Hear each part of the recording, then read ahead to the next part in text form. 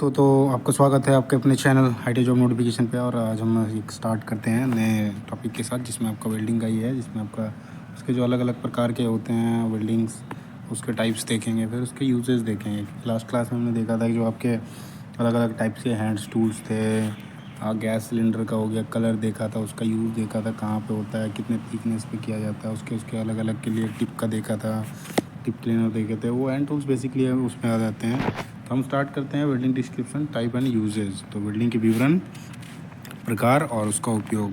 सो welding क्या है उसको जानेंगे, और विभिन्न प्रकार की जैसे वेल्डिंग होती है उसको जानेंगे। तो वेल्डिंग क्या होता है कि आपको दो दो चीज़ों को, दो जो मेटल कह लो या सीट होता है, उसको क्या करता है, फ्यूज़ करके जोड़ा जो जाता है गर्मी के दबाव से। जो होता है उनको जोड़ने का, गर्मी के दबाव से उसको पहले जोड़ बनाते हैं, फिर बाद में कूलिंग ठंडा करने का काम करके उसको जॉइंट, परमानेंट जॉइंट बनाते हैं, वो आपका वेल्डिंग होता है। जैसे कि यहाँ पे दिया हुआ है इसमें फ्यूजन वेल्डिंग। तो फ्यूजन वेल्डिंग क्या होता है, वेल्डिंग का निर्माण प्रक्रिया है जहाँ दो या दो से अधिक भागों को गर्मी के दबाव के माध्यम से आपस में जोड़ा जाता है, या दोनों भागों को ठंडा करने के लिए एक जोड़ बनाते हैं।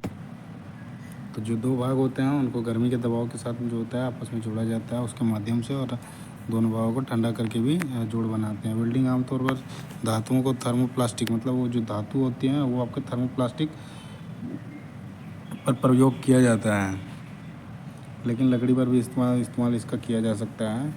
जनरली थर्मोप्लास्टिक पर होता है, जैसे कह रहा आमतौर पर ये धातुओं को जो होता है थर्मोप्लास्टिक को प्रयोग किया जाता है।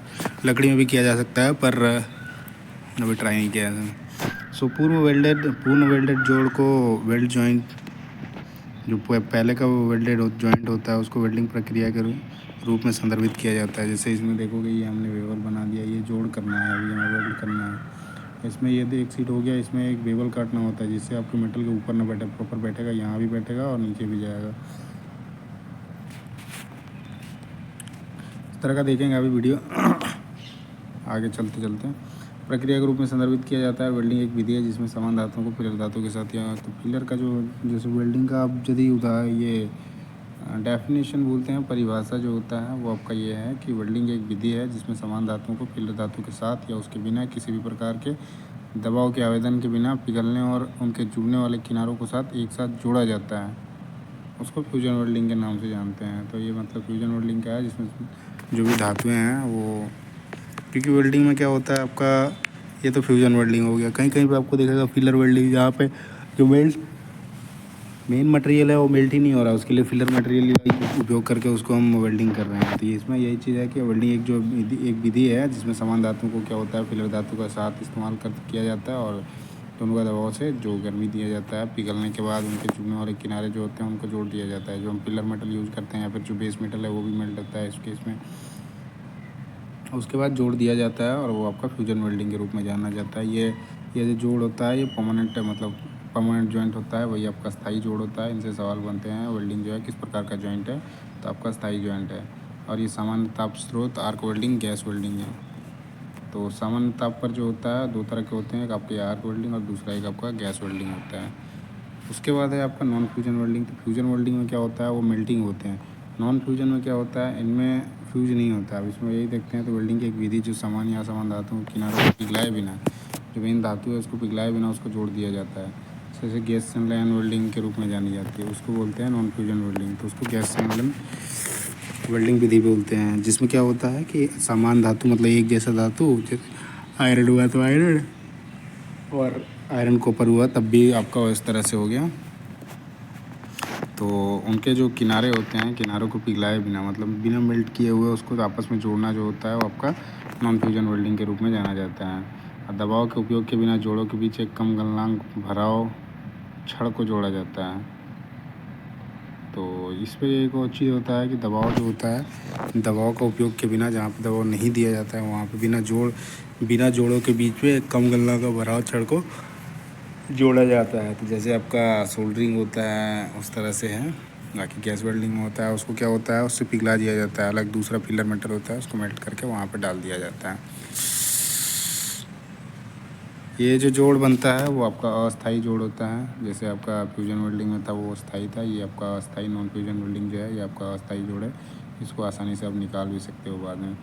गर्मी का जो स्रोत होता है आर्क होता है, और गैस वेल्डिंग हो सकता है ना। अगला जो है पॉइंट इसी में गैस संलयन वेल्डिंग के उदाहरण सिल्वर सोल्डरिंग हो गया, वही आपका सोल्डरिंग मैंने जैसे कहा था, सोल्डरिंग हो गया, ब्रेजिंग हो गया, किसमें इसमें इसी में आपका अलग से आपका वायर यूज़ किया जाता है। वेल्डिंग में भी किया जाता है लेकिन उसकी टेम्परेचर इतनी ज़्यादा होती है ना कि दोनों के दोनों मेटल पिघल जाते हैं और वो जुड़ जाता है। इसमें आपका देखोगे ब्रेजिंग का मैक्सिमम होता है 450 प्लस, मतलब 600-700 तक ही होता है। सोल्डरिंग का आपका सॉफ्ट सोल्डरिंग में जाओगे तो आपका 180 प्लस 183 ऐसे आता है, लेस देन 450 होता है, लेकिन सॉफ्ट सोल्डरिंग में जाओगे तो 183 से 232 ऐसे आता है। अगला देखते हैं, ये आपका फिगर में दिया हुआ है जो नॉन फ्यूजन वेल्डिंग है उसका। तो इसमें क्या कर रहा है, देखो यहाँ पे दो बना रखे हैं, इसमें आपका एक पिलर मेटल डालेगा तो ये आपका जॉइंट बन जाएगा।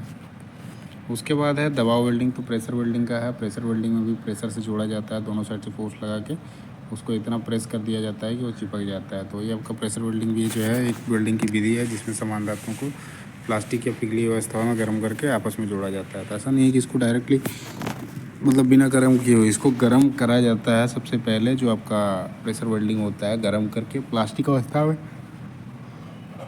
लाया जाता है इसको। उसके बाद क्या करा जाता है, इसमें प्रेशर अप्लाई करी जाती है। अब प्रेशर अप्लाई करने के बाद कि प्लास्टिक अवस्था में जैसे आता है ना तो एक के ऊपर एक चढ़ने में आसानी से उसके अंदर बैठने में आसान हो जाता है। तो वही है प्रेशर वेल्डिंग जो है एक विधि है वेल्डिंग की जिसमें समान धातुओं को प्लास्टिक या फिर पिघली हुई अवस्था में गर्म करके आपस में जोड़ा जाता है।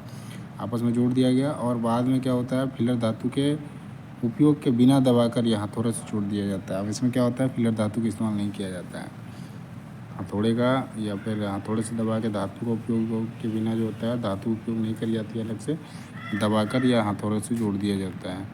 अब इसमें क्या होता है, ये आपका परमानेंट जोड़ होता है।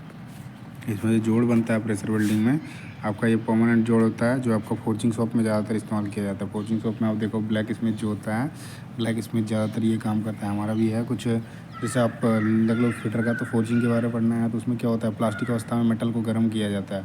उसके बाद उस पर कुछ भी मतलब प्रक्रिया या फिर उसके प्रोडक्शन के लिए कुछ काम करना है तो उस पर वैसे करके हैमरिंग करके ही करी जाती है। तो उसमें का स्रोत जो होता है एक ब्लैक स्मिथ फोर्ज वेल्डिंग होता है। इसमें विद्युत प्रतिरोध वेल्डिंग हो सकता है। तो वहाँ से उसको प्लास्टिक अवस्था में ला के फिर उस पर हैमरिंग करके उसको जो जैसा शेप देना है, जिस आकार में देना है, वो वैसा करके किया जाता है। तो बेसिकली आपका वेल्डिंग जो था एक फ्यूजन वेल्डिंग होता है, नॉन फ्यूजन होता है और प्रेशर वेल्डिंग होता है ना। तो ये अलग अलग समझ लिया। आप इसी के आधार पे फिर आपके टाइप्स ऑफ वेल्डिंग आ जाएंगे। तो वेल्डिंग के जो प्रकार हैं उसमें आपके अलग अलग हो जाएंगे, जिसमें देखोगे जिसमें गर्मी से होते हैं, कहीं कहीं पे आपका और प्लास्टिक अवस्था होता है, कहीं पे आपका जहाँ पे ऑक्सीजन की ज़रूरत नहीं होती है वो अलग तरीके का होता है। तो सबको एक एक करके जानेंगे। जिसमें इसमें दिया वेल्डिंग के कई प्रकार होते हैं, प्रक्रिया के होती है और प्रक्रिया में गर्मी और दबाव लागू करने के तरीके, उपयोग किए जाने वाले उपकरणों में बहुत अंतर होता है। तो उसके हिसाब से अलग अलग कर दिया है, मतलब यूज़ के हिसाब से भी है और इन्वायरमेंट के हिसाब से भी है। जैसे इसका आपका फोर्ज वेल्डिंग हो गया, तो फोर्ज वेल्डिंग में जितना होता है सब प्लास्टिक अवस्था में ला के उसमें करा जाता है। और सील्ड मेटल आर्क वेल्डिंग हो गया, फिर कार्बन आर्क वेल्डिंग हो गया, इसमें गैस कार्बन यूज़ किया जाएगा। जलमग्न का हो गया, मतलब सबमर्ज आर्क वेल्डिंग हो गया। CO2 गैस वेल्डिंग हो गया, गैस धातु का आर्क वेल्डिंग हो गया। सो ये अलग अलग टाइप के हैं वेल्डिंग, जिसमें forge welding, sealed metal arc welding, उसके बाद कार्बन आर्क वेल्डिंग, जलमग्न आर्क वेल्डिंग, CO2 वेल्डिंग और भी हैं। जिसमें आपका टीक हो जाएगा। टीक जो होता है आपका टंगस्टन इनर गैस, जिसमें टंगस्टन के जो ये ऑर्गन गैस का इस्तेमाल किया जाता है ना। परमाणु हाइड्रोजन वेल्डिंग हो गया, इलेक्ट्रोस्लैग वेल्डिंग हो गया, प्लाज्मा आर्क वेल्डिंग हो गया, स्पॉट वेल्डिंग हो गया, C1 वेल्डिंग हो गया, प्रोडक्शन वेल्डिंग हो गया, बट वेल्डिंग हो गया, इलेक्ट्रॉन बीम वेल्डिंग हो गया, लेज़र वेल्डिंग हो गया, मिग वेल्डिंग हो गया। तो हमारा इस तरह से वेल्डिंग का जो प्रकार है बहुत ही ज़्यादा हो गया। 1 2 3 4 5 6 11 और इधर से 5 16, मतलब इसमें जो दिए हुए हैं अकॉर्डिंग टू निम्मी बुक के हिसाब से, तो यहाँ पे दे रखा है हमारा 16 है ना। तो ये आपके एप्लीकेशंस आते हैं तो हमारा देखने को ज़्यादा नहीं मिलेगा, 2 या 3 ही हमें 2 से 3 जो हैं वो जनरल देखने को मिलते हैं, लेकिन सवाल पूछे जाते हैं इनसे। फोर्ज वेल्डिंग हो गया, अब ये फोर्जिंग शॉप में जाता है तो ये ब्लैक स्मिथ काम करता है तो वो अपने को दिखता नहीं। तो इसमें देखो forge welding, sealed metal arc welding, carbon welding हो गया, जलमग्न हो गया, CO2 वेल्डिंग हो गया, टीक वेल्डिंग हो गया। इसके बारे सबको एक एक करके जानेंगे, सबको एक एक करके जानेंगे, कहाँ यूज है इसका, क्या इसकी अलग चीज़ें हैं जिसके कारण इसका नाम अलग है, फिर इसका यूज़ अलग है परमाणु हाइड्रोजन वेल्डिंग हो गया, इलेक्ट्रोस्लैग वेल्डिंग, ये क्या चीज़ होता है, प्लाज्मा आर्क वेल्डिंग इसको ऐसे नाम क्यों बोलते हैं, ये सारी चीज़ें जानेंगे। स्पॉट वेल्डिंग हो गया, C1 वेल्डिंग हो गया, प्रोडक्शन वेल्डिंग हो गया, बट वेल्डिंग हो गया, इलेक्ट्रॉन बीम वेल्डिंग हो गया, लेज़र वेल्डिंग हो गया, मिग वेल्डिंग हो गया। मिग मेटल इनर्ट गैस होता है। तो एक एक करके सबको जानेंगे। तो पहले स्टार्ट करते हैं आपका फोर्ज वेल्डिंग का। तो फोर्ज वेल्डिंग में क्या होता है, पुराने दिनों में इसका उपयोग धातुओं को गोंद और बट जोड़ के रूप में उपयोग किया जाता था। तो फोर्ज वेल्डिंग में क्या होता है, जनरली प्लास्टिक अवस्था में ला के उसको क्या करा जाता है, या तो बट जो होता है एकदम बिल्कुल सामने सामने जो जुड़ता है, ये आपका बट होता है, और गोद होता है ना, तो लेप होता है, एक के ऊपर एक जो होता है वो आपका लेप हो गया। तो मतलब दो तरह से फोर्जिंग में बहुत पुराने टाइम पे इसका उपयोग किया जाता था। अभी भी करा जाता है, जहाँ पे आपका ब्लैक स्मिथ पे जाओगे वहाँ पे जो बनाता है, लेकिन उस पर कुछ कुछ चीज़ों में रिवेट इस्तेमाल करता है, बाकी चीज़ों में ऐसे हो जाता है तो उसको कर दिया जाता है। तो उस टाइम पे क्या था, आज के टाइम पे स्ट्रेंथ ज़्यादा मांगता है, क्वालिटी होता है तभी। तो क्वालिटी से खिलवाड़ करोगे तो उसमें ज़्यादातर चांसेस फिर हार्मलेस एक्सीडेंट इंसिडेंट ये सारी चीज़ें घटना घटित होती है ना। तो इसलिए इन चीज़ों को ध्यान में रखते हुए चीज़ों को प्रिसाइज़ करा गया है। वाइड क्या था, वो वाइडली था, तो उसको प्रिसाइज़ करके इतना कर दिया गया कि ये चीज़ें सेफ्टी से खिलवाड़ ना हो। तो ये आपका फोर्ज वेल्डिंग पुराने टाइम में इसका क्या होता है, ज़्यादातर उपयोग किया जाता था, जो इसमें आपका लैप और बट जॉइंट जो होता है बनाने के लिए उपयोग किया जाता है। तो बट आपका सामने सामने जुड़ जाएगा, लैप जो होता है एक दूसरे को लैप करता है, उसको गोद बोलते हैं ना, गोद।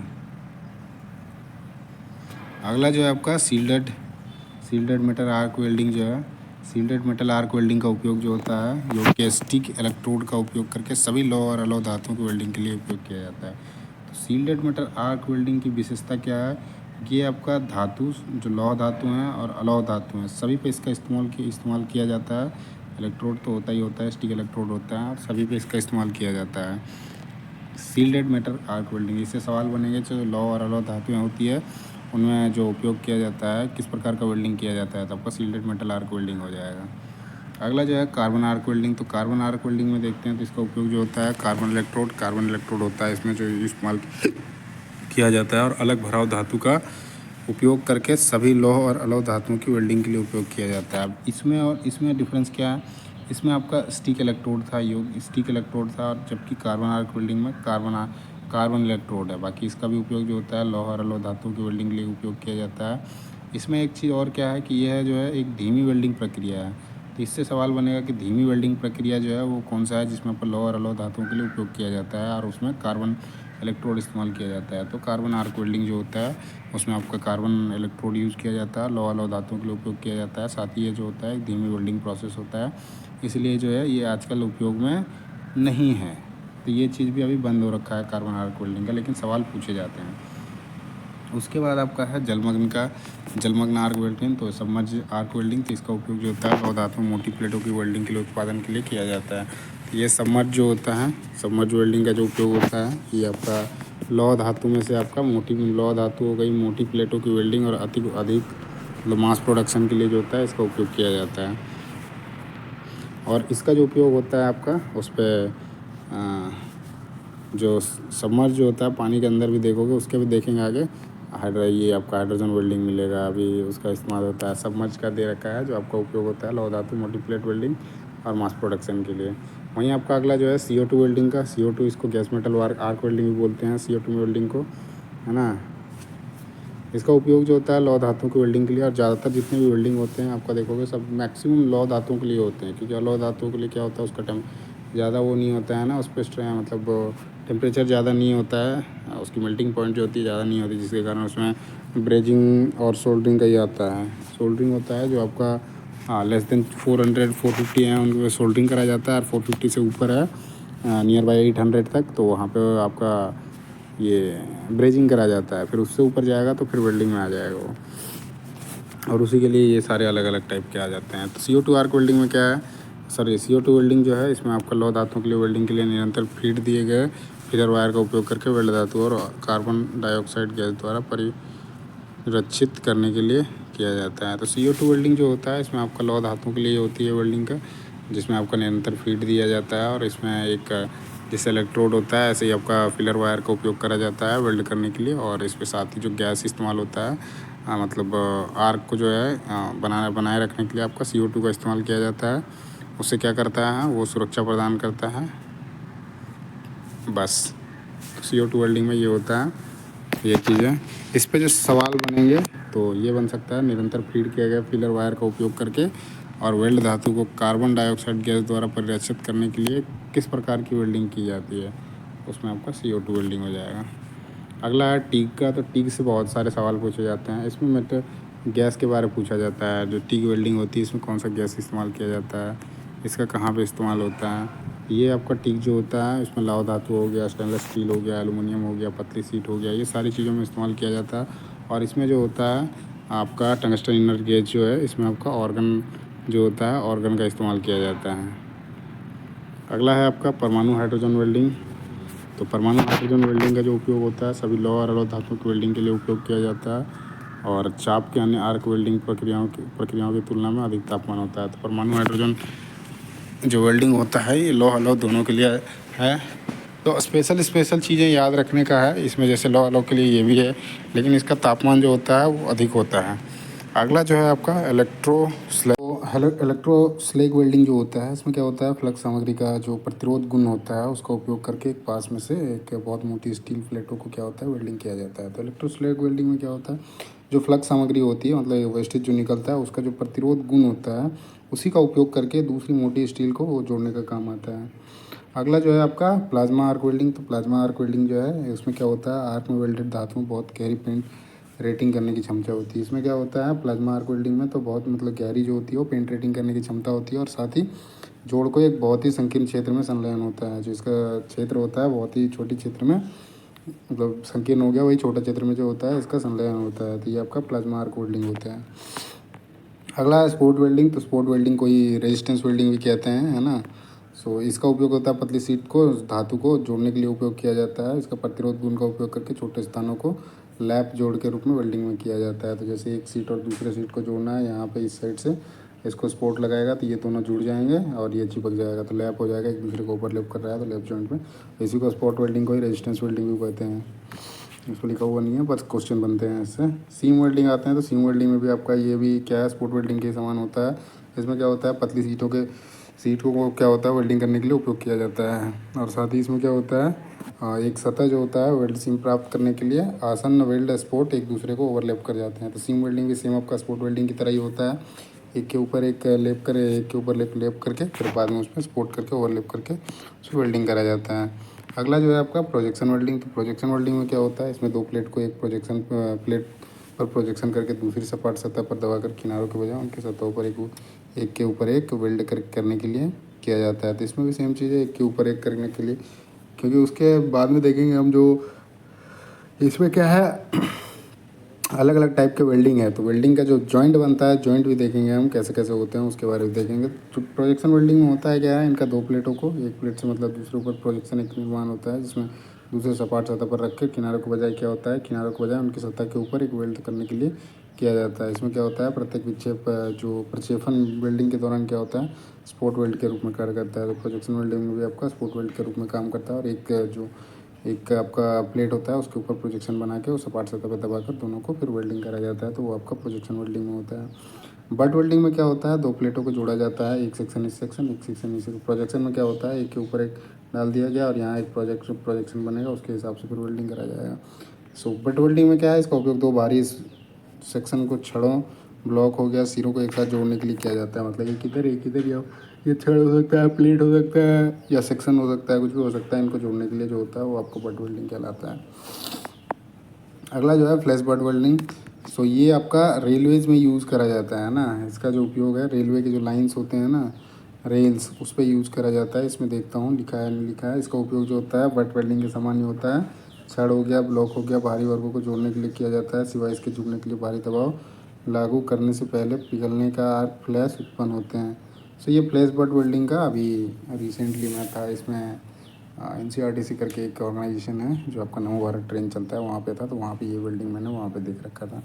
सो वहाँ पे वो ये FBW बोल के बोलते थे, फ्लैश बट वेल्डिंग करके। तो इसमें क्या होता है, सबसे पहले आपका ये एक जैसे हम भट्ठी बनाते हैं तो वैसे भट्ठी का उसमें निर्माण किया जाता है आपका है ना, रेल के ऊपर कर दिया जाता है। उसके ऊपर एल्युमिनियम का और आयरन का जो होता है पाउडर डाल दिया जाता है और उसको जला दिया जाता है। वो तकरीबन 1200-1300 डिग्री सेल्सियस के आसपास में चलता है, सॉरी 1000 डिग्री आसपास में चलता है वो, और वो पूरा मेल्ट हो जाता है। पाउडर जो है मेल्ट हो गया, उसमें जो आपका दोनों लाइन है, ये आपका रेल होता है, रेल में जोड़ देता है। यहाँ पे एक स्लैग बैठ जाता है।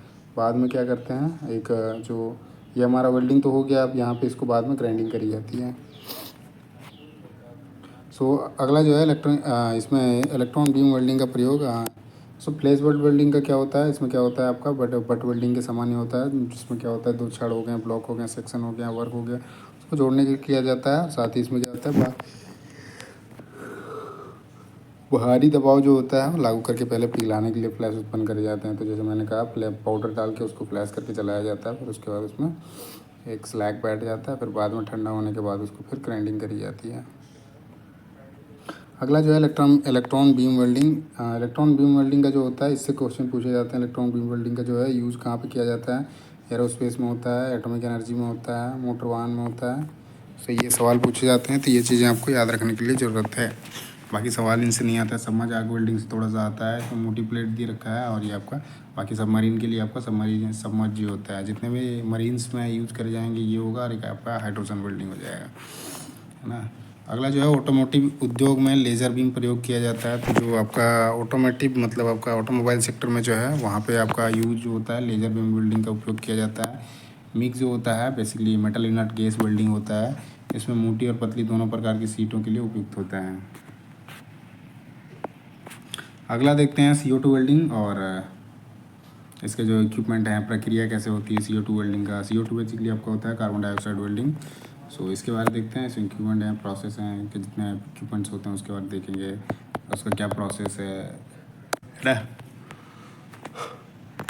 तो CO2 वेल्डिंग परिचय देखते हैं इसका। तो धातु की प्लेटों को और चादरों को फ्यूजन, जनरली क्या होता है वेल्डिंग में, आपको 2 प्लेट्स को 2 सेक्शंस को जोड़ने के लिए काम किया जाता है। तो उसी की तरह ही है, बस थोड़ा सा डिफरेंसेस क्या मिलेंगे, फ्यूज़न का, उसमें गैसेस यूज़ करे जा रहे हैं, यही सब चीज़ें डिफरेंस मिलती है। बाकी आप देखोगे वेल्डिंग जो होता है वो जोड़ने का काम करता है, 2 मेटल को परमानेंटली वो जोड़ करता है।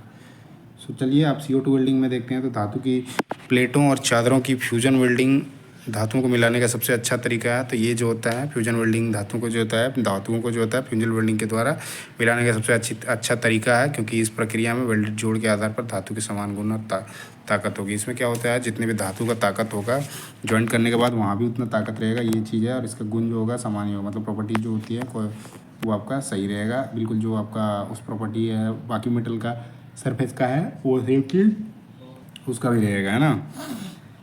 अगला जो है पूरी तरह से ये परिरक्षित आर्क और पिघले हुए पोखर के बिना वायुमंडलीय ऑक्सीजन नाइट्रोजन पिघली हुई धातु अवशोषित हो जाएगी। इसके परिणाम स्वरूप कमजोर अच्छी तरीके वेल्ड होगा। तो इसमें क्या होता है, यदि आपका खराब वेल्ड बनता है तो उसके पीछे कारण दे रहा है। यदि आपका ऑक्साइड हो जाता है, धातु निर्माण मतलब धातु का जो है पूरा बनने से पहले ऑक्सीजन या नाइट्रोजन पिघली हुई अवशोषित हो जाती है, तो उस केस में क्या होता है, इसमें आपका उतना मजबूत जोड़ नहीं बनता है। तो इसलिए हमेशा फ्यूजन जो होता है प्रॉपर तरीके से वहाँ पे सफाई करना होता है, कार्बन ब्रश यूज़ करना होता है। उसके लिए बहुत सारे अलग अलग चीज़ के, जैसे मैंने पिछले क्लासेस में पढ़ाया रखा था। सो ये चीज़ें यूज़ करा जाता है, फिर उसके बाद उसमें वेल्डिंग करी जाती है। क्योंकि वहाँ पे आपका थोड़ा सा भी फ्लक्स पहले से बैठा हुआ है, जंग बैठा हुआ है, उस चीज़ को आपने सफाई नहीं करा तो वेल्डिंग आपका निकल जाएगा। सो इसलिए पहले उसको सफाई करना होता है उसमें। अगला जो है आपका परिरक्षित धातु arc welding, submerge arc welding का दे रखा है, सबमर्ज आर्क वेल्डिंग, परिरक्षित धातु आर्क वेल्डिंग, है ना। सो इसमें क्या है, जो पिघली हुई धातु होती है उसके पिघली हुई धातु इलेक्ट्रोड पर लेवित फ्लक्स के जलने पर उत्पन्न गैसों द्वारा संरक्षित या परिरक्षित होती है। तो इसमें क्या है, मतलब परिरक्षित धातु आर्क वेल्डिंग में SMAW इसका पूछा जाता है, फुल फॉर्म भी पूछा जाता है, सबमर्ज आर्क वेल्डिंग होता है ना, सबमर्ज आर्क वेल्डिंग। इसमें क्या होता है, जो आर्क होता है पिघली हुई धातु और इलेक्ट्रोड पर लेपित फ्लक्स के चलने से जो उत्पन्न गैसों द्वारा जो गैस वहाँ पे निकलते हैं उसी से आपको वो सुरक्षित संरक्षित होती है। उससे क्या होता है, उस पर आपका जो ऑक्साइड है वो निर्माण नहीं होता है, जिससे आपको संरक्षित किया जाता है। अगला जो है ऊपर लिखित परिरक्षक की क्रिया आखिरी जैसे ऑर्गेन हीलियम कार्बन डाइऑक्साइड और वेल्डिंग टॉर्च के माध्यम से क्या होता है, गन माध्यम से, मतलब टॉर्च को ही गन बोलते हैं, उसके बारे में कह रहा है। तो माध्यम से टॉर्च गन के माध्यम से पारित करके की जा सकती है, तो उसका उपयोग करके हम कर सकते हैं। जो वेल्डिंग होती है उसमें अक्रिय गैस ही इस्तेमाल में लाया जाता है, जिसमें आपका अक्रिय गैस में ऑर्गन हो गया, हीलियम हो गया, कार्बन डाइऑक्साइड हो गया, इनका उपयोग करा जाता है। और आर्क को बेस मेटल और टॉर्च माध्यम से लगातार फीड किए जाने वाले नंगे तार उपभोज्य इलेक्ट्रोड के बीच उत्पन्न किया जाता है। आर्क जो होता है, जहाँ पे भी आप वेल्डिंग कर रहे होते हैं, तो वहाँ पे जहाँ पे बेस मेटल लगातार यहाँ पे देके आप लगातार फीड करते करते करते करते ऐसे पीछे आओगे। ऐसा नहीं कि पीछे से आगे, वेल्डिंग हमेशा जो होता है आगे से पीछे है। आगे से जहाँ से आप स्टार्ट करोगे वहाँ से आप पीछे आओगे, ना कि आगे जाओगे। ऐसे आगे नहीं जाओगे आप, यहाँ से आगे भी पीछे आओगे। तो वही चीज़ क्या, लगातार फीड किए जाने वाले नंगे तार उपभोज्य इलेक्ट्रोड के बीच उत्पन्न किया जाता है। अगला जो है GM है ना, गैस मेटल आर्क वेल्डिंग का सिद्धांत है। गैस मेटल आर्क वेल्डिंग का प्रिंसिपल ऑफ GM है वेल्डिंग, है ना। इस वेल्डिंग प्रक्रिया में क्या होता है, लगातार सिंचित गए उपभोग्य नंगे तार इलेक्ट्रोड और बेस मेटल के बीच में आर्क मारता है। तो इसमें देख रखा है, तो गन मेटल आर्क वेल्डिंग जो होता है, इसमें लगातार जो होता है वो नंगे तार जो होते हैं उसके इलेक्ट्रोड और बेस मेटल के बीच में क्या होता है, आर्क हमेशा देता है। जिसमें क्या होता है, गर्म आधार धातु, पिघला हुआ भरा हुआ धातु, मतलब गर्म आधार हो जाएगा, बेस जो हो जाएगा हीट हो जाएगा, साथ ही जो पिघला हुआ है गर्म हो गया है ना, उसके साथ ही आपका पिघला हुआ भरा हुआ धातु हो जाएगा, जो भरने वाला पिघला हुआ धातु है। उसके बाद साथ ही आपका चाप वेल्डिंग मसाल हो गया, साथ में आपका बंदूक से गुजरने वाली अक्रिय गैस हो गई। उसके लिए क्या होता है, उसमें प्रवाह के परिचित होते हैं, जैसा कि फिगर 1 में दिया गया है। तो फिगर 1 देखेंगे, ये आपका है figure 1 gas metal arc welding में। तो यहाँ पे देखोगे ये आपका पूरा का पूरा हो जाएगा गन, है ना। इसमें CO2 गैस जो आ रहा है इधर साइड से आ रहा है, मेन टिप यहाँ पे इलेक्ट्रोड जो है वायर, और ये आपका टिप कहलाएगा, है ना। बाकी ये देखोगे अब इसमें सील्टेड गैस हो गया, ये नोजल हो गया, ये कॉन्टैक्ट टिप हो गया, ये वर्क हो गया जहाँ पे वेल्डिंग करा जाएगा, ये वेल्ड पूल हो गया जहाँ पे वेल्ड का अभी स्लैग बैठना है, फिर वेल्ड मेटल हो गया, ये आपका बेस मेटल है, वर्क है, और इस पर इसको वेल्डिंग करा जाना है, ये इलेक्ट्रोड हो जाएगा। ठीक है, GM वेल्डिंग जो है इसमें दिखा रहा है। अगला जो है आपका, यदि उपभोज्य धातु इलेक्ट्रोड द्वारा उत्पादित आर्क की रक्षा के लिए अक्रिय गैस का उपयोग किया जाता है, मतलब जो भी आपका इलेक्ट्रोड आप वेल्डिंग करते हो उस टाइम पे क्या होता है, उत्पादित आर्क जो होता है उसमें आपका एक गैस उपयोग किया जाता है जो अक्रिय गैस होता है। तो इस प्रक्रिया में क्या होता है, निष्क्रिय गैस जो होगा आपका, निष्क्रिय गैस वेल्डिंग कहा जाएगा इस केस में। तो ये आपका मिग हो जाएगा, मेटल इनर्ट गैस। मतलब यदि आप इलेक्ट्रोड यूज़ करते हो, आप वेल्डिंग कर रहे हो, आप वहाँ पे यूज़ करते हो इलेक्ट्रोड, और आपका जो है उसमें अक्रिय गैस का ये उपयोग निष्क्रिय मतलब उससे निकलता है, तो उस केस में जो होता है वो एक आंशिक रूप से क्या होता है, सक्रिय गैस बन जाता है। इसलिए उसको क्या होता है, निष्क्रिय गैस मतलब सॉरी अक्रिय गैस जो होता है उसका उपयोग किया जाता है। तो उस केस में क्या होता है, वो निष्क्रिय गैस जो है कहा जाता है, निष्क्रिय गैस वेल्डिंग कहा जाता है। तो वही आपका मेटल इनर्ट गैस कहा जाता है ना।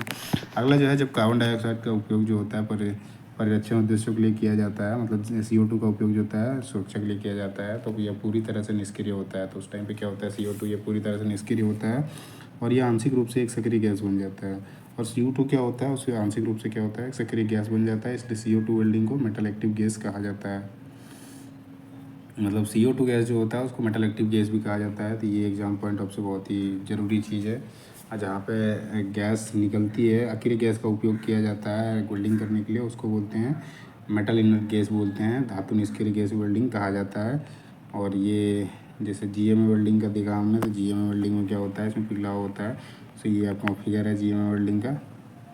तो इसमें आपका CO2 वेल्डिंग में के अंदर जो है ये सारे वेल्डिंग आते हैं अलग अलग प्रकार के, जिसमें गैस मेटल आर्क वेल्डिंग के बारे में दे रखा है। तो गैस मेटल इसमें CO2 का गैस का यूज़ किया जाता है ना। और ये आपका दिखा रखा है, ये जो नोजल है ये आपका नोजल हो जाएगा। इसमें मेन ये जहाँ से वायर निकलती है वो आपका टिप हो जाएगा, उसके अंदर से वायर निकल रहा है, इलेक्ट्रोड उसको बोलते हैं, इलेक्ट्रोड वायर। फिर ये मेटल हो गया, वेल्ड मेटल, ये बेस मेटल जहाँ पे पूल बनेगा, जहाँ पे वेल्ड को पिघलाया जाएगा। ये सील्टेड गैस हो गया जो ऑक्साइड होने से बचाएगा। इसमें देखो कुछ इंपॉर्टेंट पॉइंट दे रखा है, जिसमें आपका दे रखा है मिग मैग वेल्डिंग एक ऐसा नाम है जिसका उपयोग जो होता है सील्ड के उद्देश्य के लिए उपयोग की जाने वाली गैस के संबंध में किया जाता है। तो मिग और मैग बेसिकली आपका होता है मेटल इनर्ट गैस, और मैग जो होता है मेटल एक्टिव गैस होता है। यह है वेल्डिंग एक ऐसा नाम है जिसका उपयोग क्या होता है, उद्देश्य मतलब सील्ड के उद्देश्य के लिए किया जाता है। और दूसरी जो है गैस मेटल आर्क वेल्डिंग जो है वो सामान्य नाम है। इसी का जो दूसरा नाम है आपका gas metal welding, gas metal arc welding जो है इसका दूसरा नाम है। हाँ, यही चीज़ अभी यहाँ पे हम पढ़ेंगे, गैस मेटल आर्क वेल्डिंग है ना। सो इसमें देखो गैस मेटल आर्क वेल्डिंग में दे रखा है basic equipment of typical gas metal arc welding semi automatic setup. तो फिगर 2 में इसका सेटअप दिया हुआ है। तो ये आपका फटाक 2 का सेटिंग है, तो हम इसको देखेंगे अभी। तो गैस मेटल आर्क वेल्डिंग जो होता है इसमें हम देखते हैं, तो इसमें क्या होता है, क्या क्या ज़रूरत होता है उसके बारे में पहले देखते हैं। जो एक्सेसरीज होती है, सो वेल्डिंग पावर सोर्स सबसे पहले लगेगा। तो उसके लिए आपका वेल्डिंग पावर सोर्स हो गया, जो क्या करता है, पावर देने का काम करता है। उसके बाद हो गया वायर फीड हो गया, जो क्या करता है, वेल्डिंग गन को तार की आपूर्ति को नियंत्रित करता है। तीसरा जो है आपका इलेक्ट्रोड तार की आपूर्ति हो गई। चौथा जो हो गया गन हो गया, जो वेल्डिंग गन जहाँ जिससे आप वेल्ड करोगे। तो वेल्ड प्लेट में क्या होता है, वेल्ड इलेक्ट्रोड तार और परीक्षण गैस पहुँचाती है। तो वेल्डिंग गन क्या करता है, वेल्ड पड़ले में क्या होता है, जहाँ पे आप वेल्डिंग करोगे ना वहाँ तक आपका इलेक्ट्रोड तार और परीक्षित जो है गैस उसको पहुँचाने का काम करता है। तो वहाँ तक लेके आप उसको जाओगे तभी तो आप वेल्डिंग करोगे। अगला जो है वेल्डिंग गन क्या है, वो पुल भी देता है। पुल जो होता है इसमें आपका सेम चीज़ लिखा हुआ है, जैसे वेल्डिंग गन, ये दोनों के दोनों सेम ही है। वेल्ड पेडल में इलेक्ट्रोड तार और परीक्षित गैस पहुँचाती है, इसमें भी सेम चीज़ लिखा हुआ है। अगला जो है आपका सील्डिंग गैस सिलेंडर। तो वेल्ड गन का वही मेन काम है, जो है इलेक्ट्रोड तार को साथ साथ वो परिरक्षित गैस जो होती है उसको पहुँचाने का काम करता है। और सील्डेड गैस सिलेंडर जो होता है उसमें क्या होता है, जो भी आपका चाप परिरक्षण के लिए, मतलब सुरक्षा करने के लिए आपका आपूर्ति जो है गैस का जो रिक्वायरमेंट है उसको पूरा करता है। सील्डेड गैस मतलब एक सील्ड बनाता है जिससे ऑक्साइड होने से वो बचाता है। ये आपका पूरा का पूरा सिस्टम हो गया जो गन मेटल आर्क वेल्डिंग का है, जिसमें से अलग अलग पार्ट के नाम दे रखे हैं। इसमें देखोगे ये आपका हो जाएगा मेन मशीन जो है, फिर ये केबल्स हो जाएंगे, ये इलेक्ट्रोड होल्डर हो जाएगा प्लेट का, अर्थिंग के लिए लगा रखा है, ये वर्क हो गया, ये पुली हो जाएगा। फिर ये आपका 9 नंबर इधर से गैस की लाइन गई है, ये गैस सिलेंडर हो गया। तो एक एक करके यहाँ पर देखते हैं। देखो आपकी जगह वो थोड़ा पीछे चला गया। सो इसमें देखोगे, इसमें आपके सारे पार्ट नंबर दिए हुए हैं, 1 2 3 4 5 6 7 ऐसे टोटल जो है 11 लोग लिखे हुए हैं। जिसमें आपका देखोगे ये कांस्टेंट वोल्टेज जो पावर सोर्स है आपका जनरेटर हो जाएगा, रेक्टिफायर जनरेटर ही में होता है, जनरेटर या रेक्टिफायर जैसे ज़रूरत होता है, ये पावर सोर्स की जैसे रिक्वायरमेंट है उसके हिसाब से। फिर आपका जो कि पावर कोड हो जाएगा, दूसरा नंबर जो है पावर कोड हो जाएगा। तीसरा नंबर देखो केबल टू फीडर हो गया, ये पावर कोड हो गया, इधर से लगा रखा है, ये आपका पावर कोड हो गया, ये आपका केबल हो गया है, फीडर में जा रहा है, ये केबल टू फीडर हो गया। फिर उसके बाद हो गया ग्राउंड केबल वर्क पीस, हाँ। 5वां नंबर जो है ये आपका वर्क पीस है। 6ठा नंबर जो है वेल्डिंग टॉर्च हो गया। तो वेल्डिंग टॉर्च कहाँ पे, ये है वेल्डिंग टॉर्च, ये वाला है वेल्डिंग टॉर्च, हाँ। इधर कहाँ पे लिखा है वेल्डिंग टॉर्च, 6ठे नंबर पे लिखा है। 6ठा नंबर कहाँ पे है,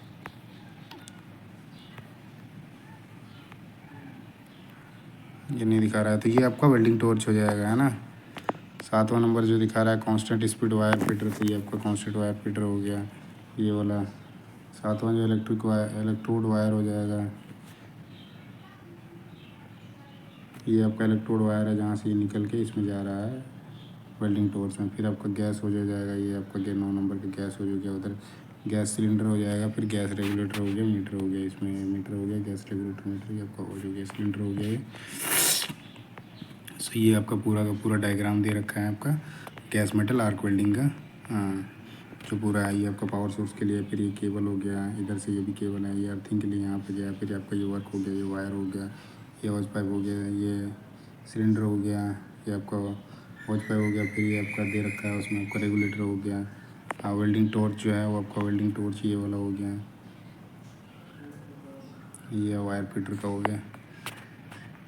सो ये आपका था गैस मेटल आर्क वेल्डिंग का पूरा डायग्राम। तो इससे सवाल आपके बनते हैं, तो सिंपल इससे क्वेश्चन बनते हैं। ये आपको 5वां नंबर जो दे रखा है इसके बारे में पूछेगा। उसके बाद ये 8वां नंबर जो है इसके बारे में पूछा है, पावर सोर्स जो है ये पावर सोर्स के बारे में पूछता है, इनके बारे में नहीं पूछता है, केबल के बारे में नहीं पूछता है या होज के बारे में। दूसरा ये टैंक के बारे में पूछता है, 10वां नंबर में दे रखा है आपका गैस का सिलेंडर हो गया। और 11वां नंबर जो है ये आपका जो रेगुलेटर है उसके बारे में पूछता है। तो ज़्यादातर चीज़ें जो मेन है आपका वर्क का हो गया, इसका पूछा जाएगा, पावर सोर्स का, एक आपका रेगुलेटर का, बाकी सिलेंडर का और ये वायर का। इतनी चीज़ें आपको याद रखनी है। बाकी आप करते हो तो सब भी कर लो, सब भी सही है। अगला जो है एच पी और एल पी वेल्डिंग का है ना। एचपी और एलपी वेल्डिंग उपकरण सिद्धांत और संचालन की विधि, मतलब एचपी हाई प्रेशर और लो प्रेशर वेल्डिंग इक्विपमेंट, उसके बारे जो है सिद्धांत और उसका प्रिंसिपल, साथ ही उसका ऑपरेशन कैसे करेंगे, संचालन की जो विधि होती है वो कैसे होती है, उसके बारे जानेंगे। तो इसमें देखते हैं हमारा एच पी एल पी में आपका अलग अलग टाइप के आते हैं, जिसमें आपका ऑक्सीसिटिलीन आता है, फिर ऑक्सीसिटिलीन सिस्टम में देखेंगे, तो इसमें अलग अलग आते हैं। तो जिसमें हम देखते हैं कि जो एच पी एल पी है उसके अंदर क्या क्या चीज़ें हैं। तो ऑक्सीसिटिलीन पौधे दिख रखा है ना, सो इसके बारे देखेंगे। फिर कम दाब वाले देखेंगे, लो प्रेशर वाले देखेंगे, हाई प्रेशर वाले देखेंगे। फिर दोनों जो प्रणालियाँ हैं जिसमें संचालन की विधि एच पी और एल पी के बारे, दोनों में उसमें डिफरेंस भी देखेंगे, क्या ना है फ़ायदे हैं, क्या नुकसान है, उसको भी देखेंगे। तो सबसे पहले हम स्टार्ट करते हैं इसके अंदर जो है ऑक्सीसिटिलीन प्लांट के बारे है ना। तो ऑक्सीसिटिलीन प्लांट में क्या होता है, इसको अलग अलग टाइप से मतलब बांधा अलग किया जाता है। तो यही आपका हाई प्रेशर एक होता है, एक आपका लो प्रेशर होता है ना। सो हाई प्रेशर वही चीज़ हम पढ़ रहे हैं, एच पी और एल पी जो है सिस्टम को। सो ऑक्सीसिटिलीन में दो तरह के होते हैं, हाई प्रेशर का होता है, हाई प्रेशर संयंत्र होता है, लो प्रेशर संयंत्र होता है, प्लांट होता है ना, एक संयंत्र एक प्लांट है। इसमें हम पहला देखेंगे उच्च दाब का जो है, मतलब हाई प्रेशर का जो है। इसमें जो प्रेशर होता है 15 kg पर सेंटीमीटर होता है, स्क्वायर होना चाहिए है ना, kg सेंटीमीटर पर स्क्वायर होता है, ये यूनिट होता है। चलो, तो 15 kg पर सेंटीमीटर में एसिटिलीन का उपयोग करते हैं। सो हाई प्रेशर में कितना होता है, 15 kg होता है। और आपका जो घुलित एसिटिलीन सिलेंडर में एसिटिलीन का आमतौर पर क्या होता है, इसका इस्तेमाल किया जाने वाला स्रोत होता है। तो मेन यूज जो होता है एसिटिलीन सिलेंडर, इसमें एसिटिलीन वाला जो मतलब घुलित होता है उसको मिक्स किया हुआ रहता है, उसमें एक और दूसरी गैस भी मिलाई रहती है, जिससे आपको स्मेल आता है और पता चलता है कि यहाँ पे जो है गैस है, ब्यूटेन रहता है, ब्यूटेन और प्रोपेन का मिक्सिंग रहता है ना। तो ये एसिटिलीन होता है। एसिटिलीन में जो प्रेशर होता है 15 kg पर सेंटीमीटर स्क्वायर होता है। सेंटीमीटर ही लिख रखा है ना, तो आप सेंटीमीटर देख लो, बाकी मुझे kg पर सेंटीमीटर मास वॉल्यूम। एरिया का क्या होता है, एरिया का जो होता है ना आपका मीटर स्क्वायर होता है, तो ये आपका सेंटीमीटर स्क्वायर ही होगा, सेंटीमीटर लिख रखा है। अगला देखते हैं उच्च दाब जनरेटर में जो होता है, उच्च दाब जनरेटर में उत्पन्न एसिटिलीन का उपयोग जो होता है आमतौर पर नहीं किया जाता है। तो हाई प्रेशर जनरेटर जो होता है उसमें जो एसिटिलीन जो उत्पन्न होता है उसका आमतौर पर उपयोग नहीं किया जाता है। एक कम दाब संयंत्र केवल एसिटिलीन जनरेटर द्वारा उत्पादित कम दबाव जो होता है, कम दबाव में देख रखा है 0.017 kg पर सेंटीमीटर के तहत एसिटिलीन का उपयोग किया जाता है। तो जो लो प्रेशर वाला होता है, लो प्रेशर में आपका 0.017 kg पर सेंटीमीटर स्क्वायर होता है, उसका उपयोग किया जाता है। तो इसमें आपका फिगर 1 में सिलेंडर दे रखे हैं, एक आपका एसिटिलीन का है, एक ऑक्सीजन का है। ऑक्सीजन से एक आया, यहाँ से आया, एक आपका वेल्डिंग टॉर्च हो जाएगा, यहाँ पे मिक्सिंग है ना। सो इसमें आपका आके आएगा, दोनों के दोनों मिक्सिंग चैम्बर होंगे, वहाँ से दोनों के रेगुलेटर अलग से ऑपरेट करे जाएंगे। जैसे आपका हमने वेल्डिंग में पढ़ा था स्टार्टिंग में, जो एसिटिलीन होता है उसमें गैस वेल्डिंग में जो होता है, सो गैस वेल्डिंग में किस तरह से होता है, मिक्सिंग चैम्बर को देखा था, इलेक्ट्रोड उस पर गैस कंट्रोल का देखा था।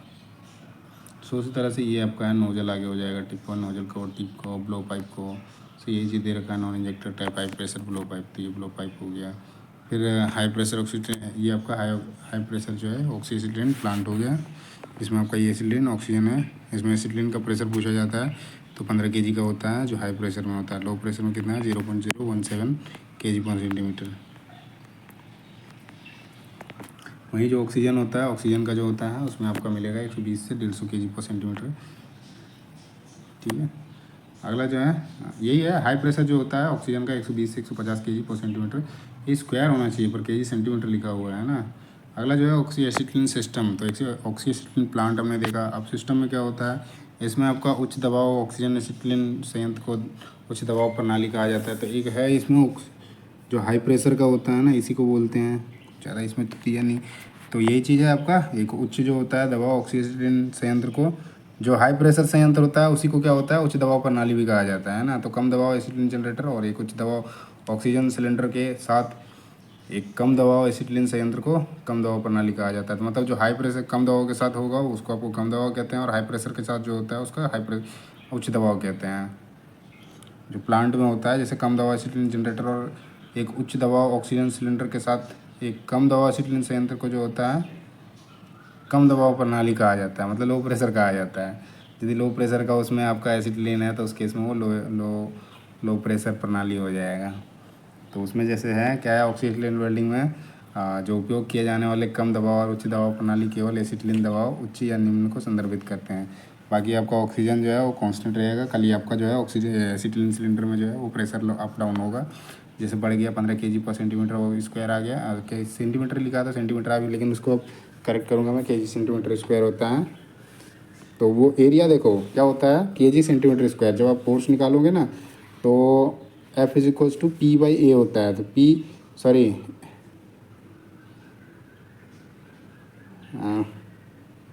सो F इज इक्वल्स टू क्या होता है, F is equals to P by A होता है ना। सो ये P जो होता है, P आपका प्रेशर होता है, इसको पास्कल या kg ऐसे बोलते हैं। तो ये kg, और एरिया जो होता है ना ये मीटर स्क्वायर होता है। इसको छोटा करोगे तो आपका सेंटीमीटर स्क्वायर हो जाएगा, ऐसे करके स्क्वायर स्क्वायर चलता जाएगा ये।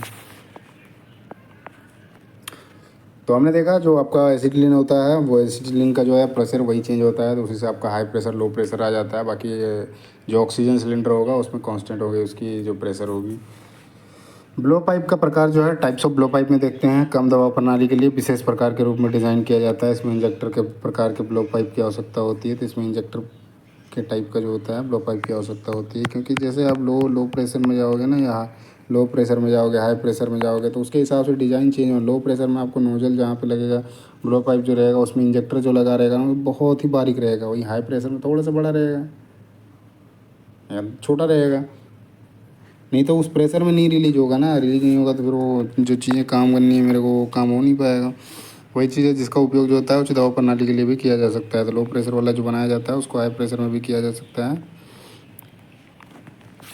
उच्च दाब प्रणाली में एक मिक्सचर प्रकार के उच्च दाब वाले ब्लो पाइप का प्रयोग किया जाता है। तो हाई प्रेशर लाइन में हाई प्रेशर का जो मिक्सचर होता है उसमें आपका जो हाई प्रेशर ब्लो पाइप जो होता है उसका उपयोग किया जाता है, जो निम्न दाब प्रणाली के लिए उपयोग होता है, जो क्या होता है लो प्रेशर के लिए उपयोगी होता है। अगला जो है एसिटिलीन पाइप में उच्च दबाव ऑक्सीजन के प्रवेश के खतरे से बचने के लिए कम दबाव वाले ब्लो पाइप के इंजेक्टर का उपयोग किया जाता है। सो इसमें क्या होता है, जो हाई प्रेशर ऑक्सीजन वाला होता है ब्लो पाइप उसमें क्या होता है खतरे का वो रहता है। तो उसके कारण क्या होता है, उसमें खतरे से बचने के लिए क्या होता है, एसिटिलीन पाइप का जो होता है पाइपलाइन के उच्च दबाव का जो होता है ऑक्सीजन के प्रवेश के खतरे से क्या होता है, उसमें कम दबाव वाले ब्लो पाइप में इंजेक्टर का उपयोग किया जाता है। तो उसमें जो होता है लो प्रेशर का इंजेक्टर जो है उसको फिर उसमें फिक्स किया जाता है। इसके अलावा क्या होता है कि आपका एसिटिलीन जो है, एसिटिलीन का जो पाइप होता है, नली जो बोल रहा है वो आपका पाइप है। एसिटिलीन का जो पाइप है उसमें ब्लो पाइप कनेक्शन में क्या होता है, एक नॉन रिटर्न वाल्व भी लगा होता है। तो एनआर भी उसमें एक लगा होता है जिसका उपयोग किया जाता है और एसिटिलीन जनरेटर को विस्फोट से बचाने के लिए। और सावधानी रूप से एसिटिलीन जनरेटर और ब्लो पाइप के बीच एक हाइड्रोलिक ब्रेक प्रेशर वाल्व का उपयोग किया जाता है।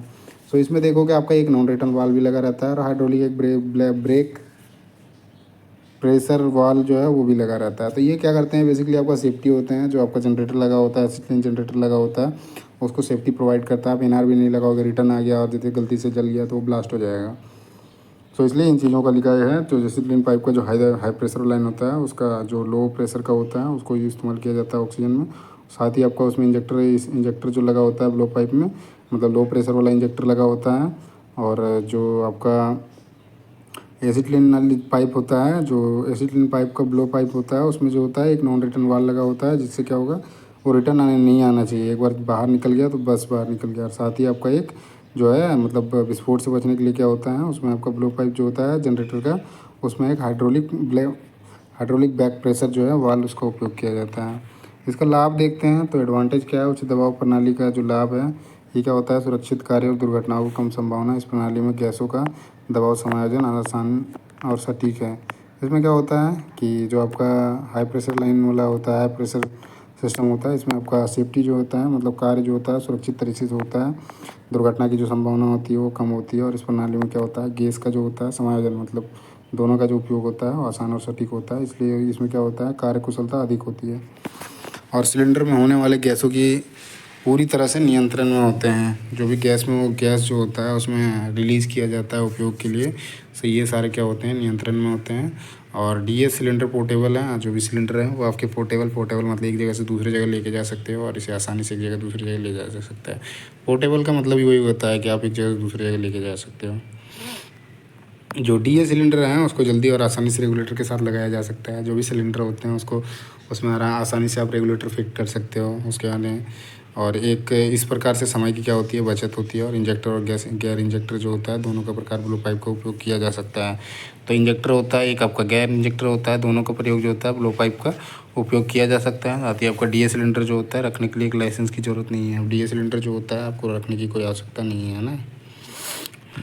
सीक्वेंस ऑफ स्टेप में देखते हैं तो आपका जो स्टेप्स है, कैसे कैसे करना है, नहीं करना है आपको, स्टार्ट जो वेल्डिंग का करना है उसके बाद देखेंगे। जैसे ये आपका क्या है, ये आपका लो प्रेशर का ऑक्सीजन प्लांट, लो प्रेशर का ऑक्सीजन प्लांट है, जिसमें आपका देखोगे ये आपका जो है हाइड्रोलिक वाला हो गया, ये आपका ऑक्सीजन हो गया है ना, और ये आपका प्यूरीफायर हो गया। तो हाइड्रोलिक मतलब यहाँ पे भी आपका सॉरी ये आपका वाल है एक, है ना, ये वाल है आपका, हाइड्रोलिक बैक प्रेशर वाल है।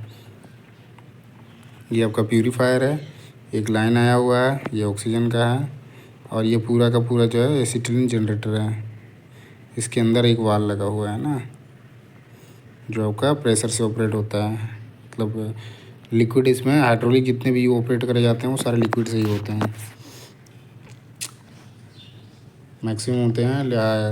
अदरवाइज़ हाइड्रोलिक जितना होगा फ्यूल से हो, मतलब उसमें हाइड्रोलिक फ्यूल होता है। और जैसे न्यूमेटिक वाले होते हैं वो भी हाइड्रोलिक टाइप में होते हैं, तो वो न्यूमेटिक वाल कहे जाते हैं ना। एप्लीकेशन मतलब यूज के हिसाब से जो आप यूज़ करते हो, फ्यूल यूज़ करते हो, तो उसके हिसाब से उसके नाम अलग अलग हो जाते हैं। सीक्वेंस ऑफ स्टेप है जो आपको कैसे कैसे चालू करना है उसके बारे। सो अलग अलग चरणों का क्रम दे रखा है। तो धीरे से सबसे पहले क्या करना है, सारे आपने सबसे पहले ये सारी चीज़ें जोड़ लेना है, सब कुछ जोड़ लेना है, उसको कंफर्म कर लेना है, वो सारी चीज़ें नहीं दी हुई। सो सारी चीज़ें आपको कनेक्शन पहले सबके पहले चेक कर लेना है। मैं अपने साइड से ही बता रहा हूँ, जो बुक से हट के हैं वो चीज़ें मैं बता रहा हूँ। सब कुछ आपको चेक कर लेना है, कुछ भी आपका अननोन टाइप से इधर उधर नहीं होना चाहिए, सारे कनेक्शन देख लेने हैं, सब ठीक है। उसके बाद क्या होता है, धीरे धीरे करके आपको सिलेंडर जो है, इसमें जो वाल लगा रहता है, उस वाल को खोलना है। उसके बाद सेटअप वाल का जो है दबाव जो होता है कम करने वाला वाल खोलना है, तो सेटअप वाल होगा, आपको उसके दबाव को कम करना है। फिर उसके बाद टॉर्च का वाल खोलें, यहाँ पे टॉर्च होगा, टॉर्च का वाल खोलना है। फिर समायोजन मतलब जहाँ पे मिक्सिंग चेंबर होगा, पेंच को धीरे धीरे पेंच करें, उससे क्या है खुल जाएगा, तो वो आपको फिर आगे आने लगेगा। उसके बाद क्या है, काम करने वाले दबाव नापने का यंत्र देखें, तो उसमें आपका प्रेशर दिया है, वो गेज लगे रहते हैं, तो उससे आप देख सकते हैं कितना प्रेशर है। वांछित दबाव तक पहुंचने तक समायोजन पेंच चालू रखें, जब तक आप जितना प्रेशर का रिक्वायरमेंट है वहाँ तक ना पहुँचे तब तक उसको आप करते रहें। और जैसे ही हो जाता है, नीचे समायोजन और स्प्रिंग और मेम्ब्रेन पर गैस के दबाव के बीच एक संतुलन होता है। तो वहाँ पर देखोगे आपका स्प्रिंग और मेम्ब्रेन पर क्या होता है, गैस के दबाव के बीच का एक संतुलन होता है, जिसे लॉकिंग पिन के स्प्रिंग द्वारा बढ़ाया जाता है। तो जिसे क्या होता है, लॉकिंग पिन के स्प्रिंग द्वारा बढ़ाया जाता है ना।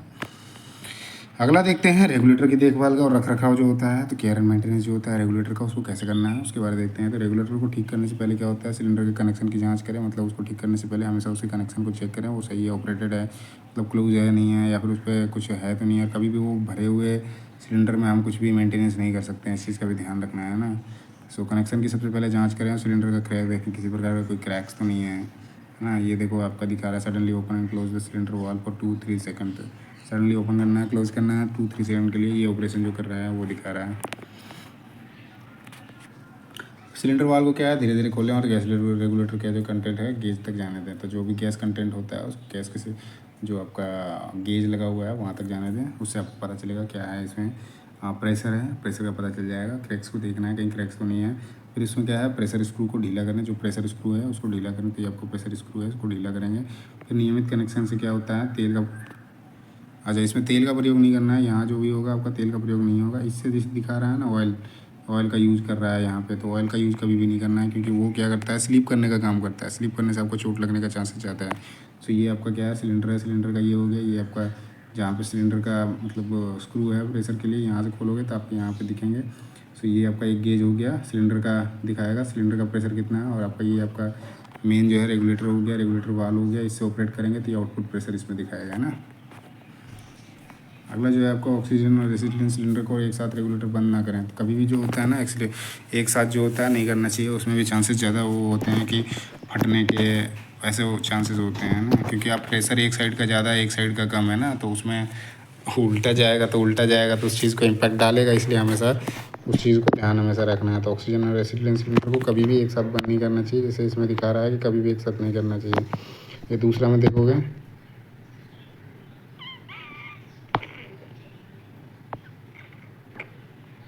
अलग अलग जैसे कर रखा है इसमें, है ना।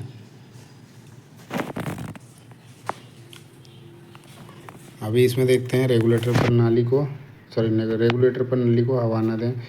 जो रेगुलेटर है मतलब ये आपका रेगुलेटर है, जैसे कि इसमें दिखा रहा है, जैसे ये रेगुलेटर है तो कभी भी इसमें क्या होता है, हवा नहीं देना है, इसके बारे कह रहा है ना।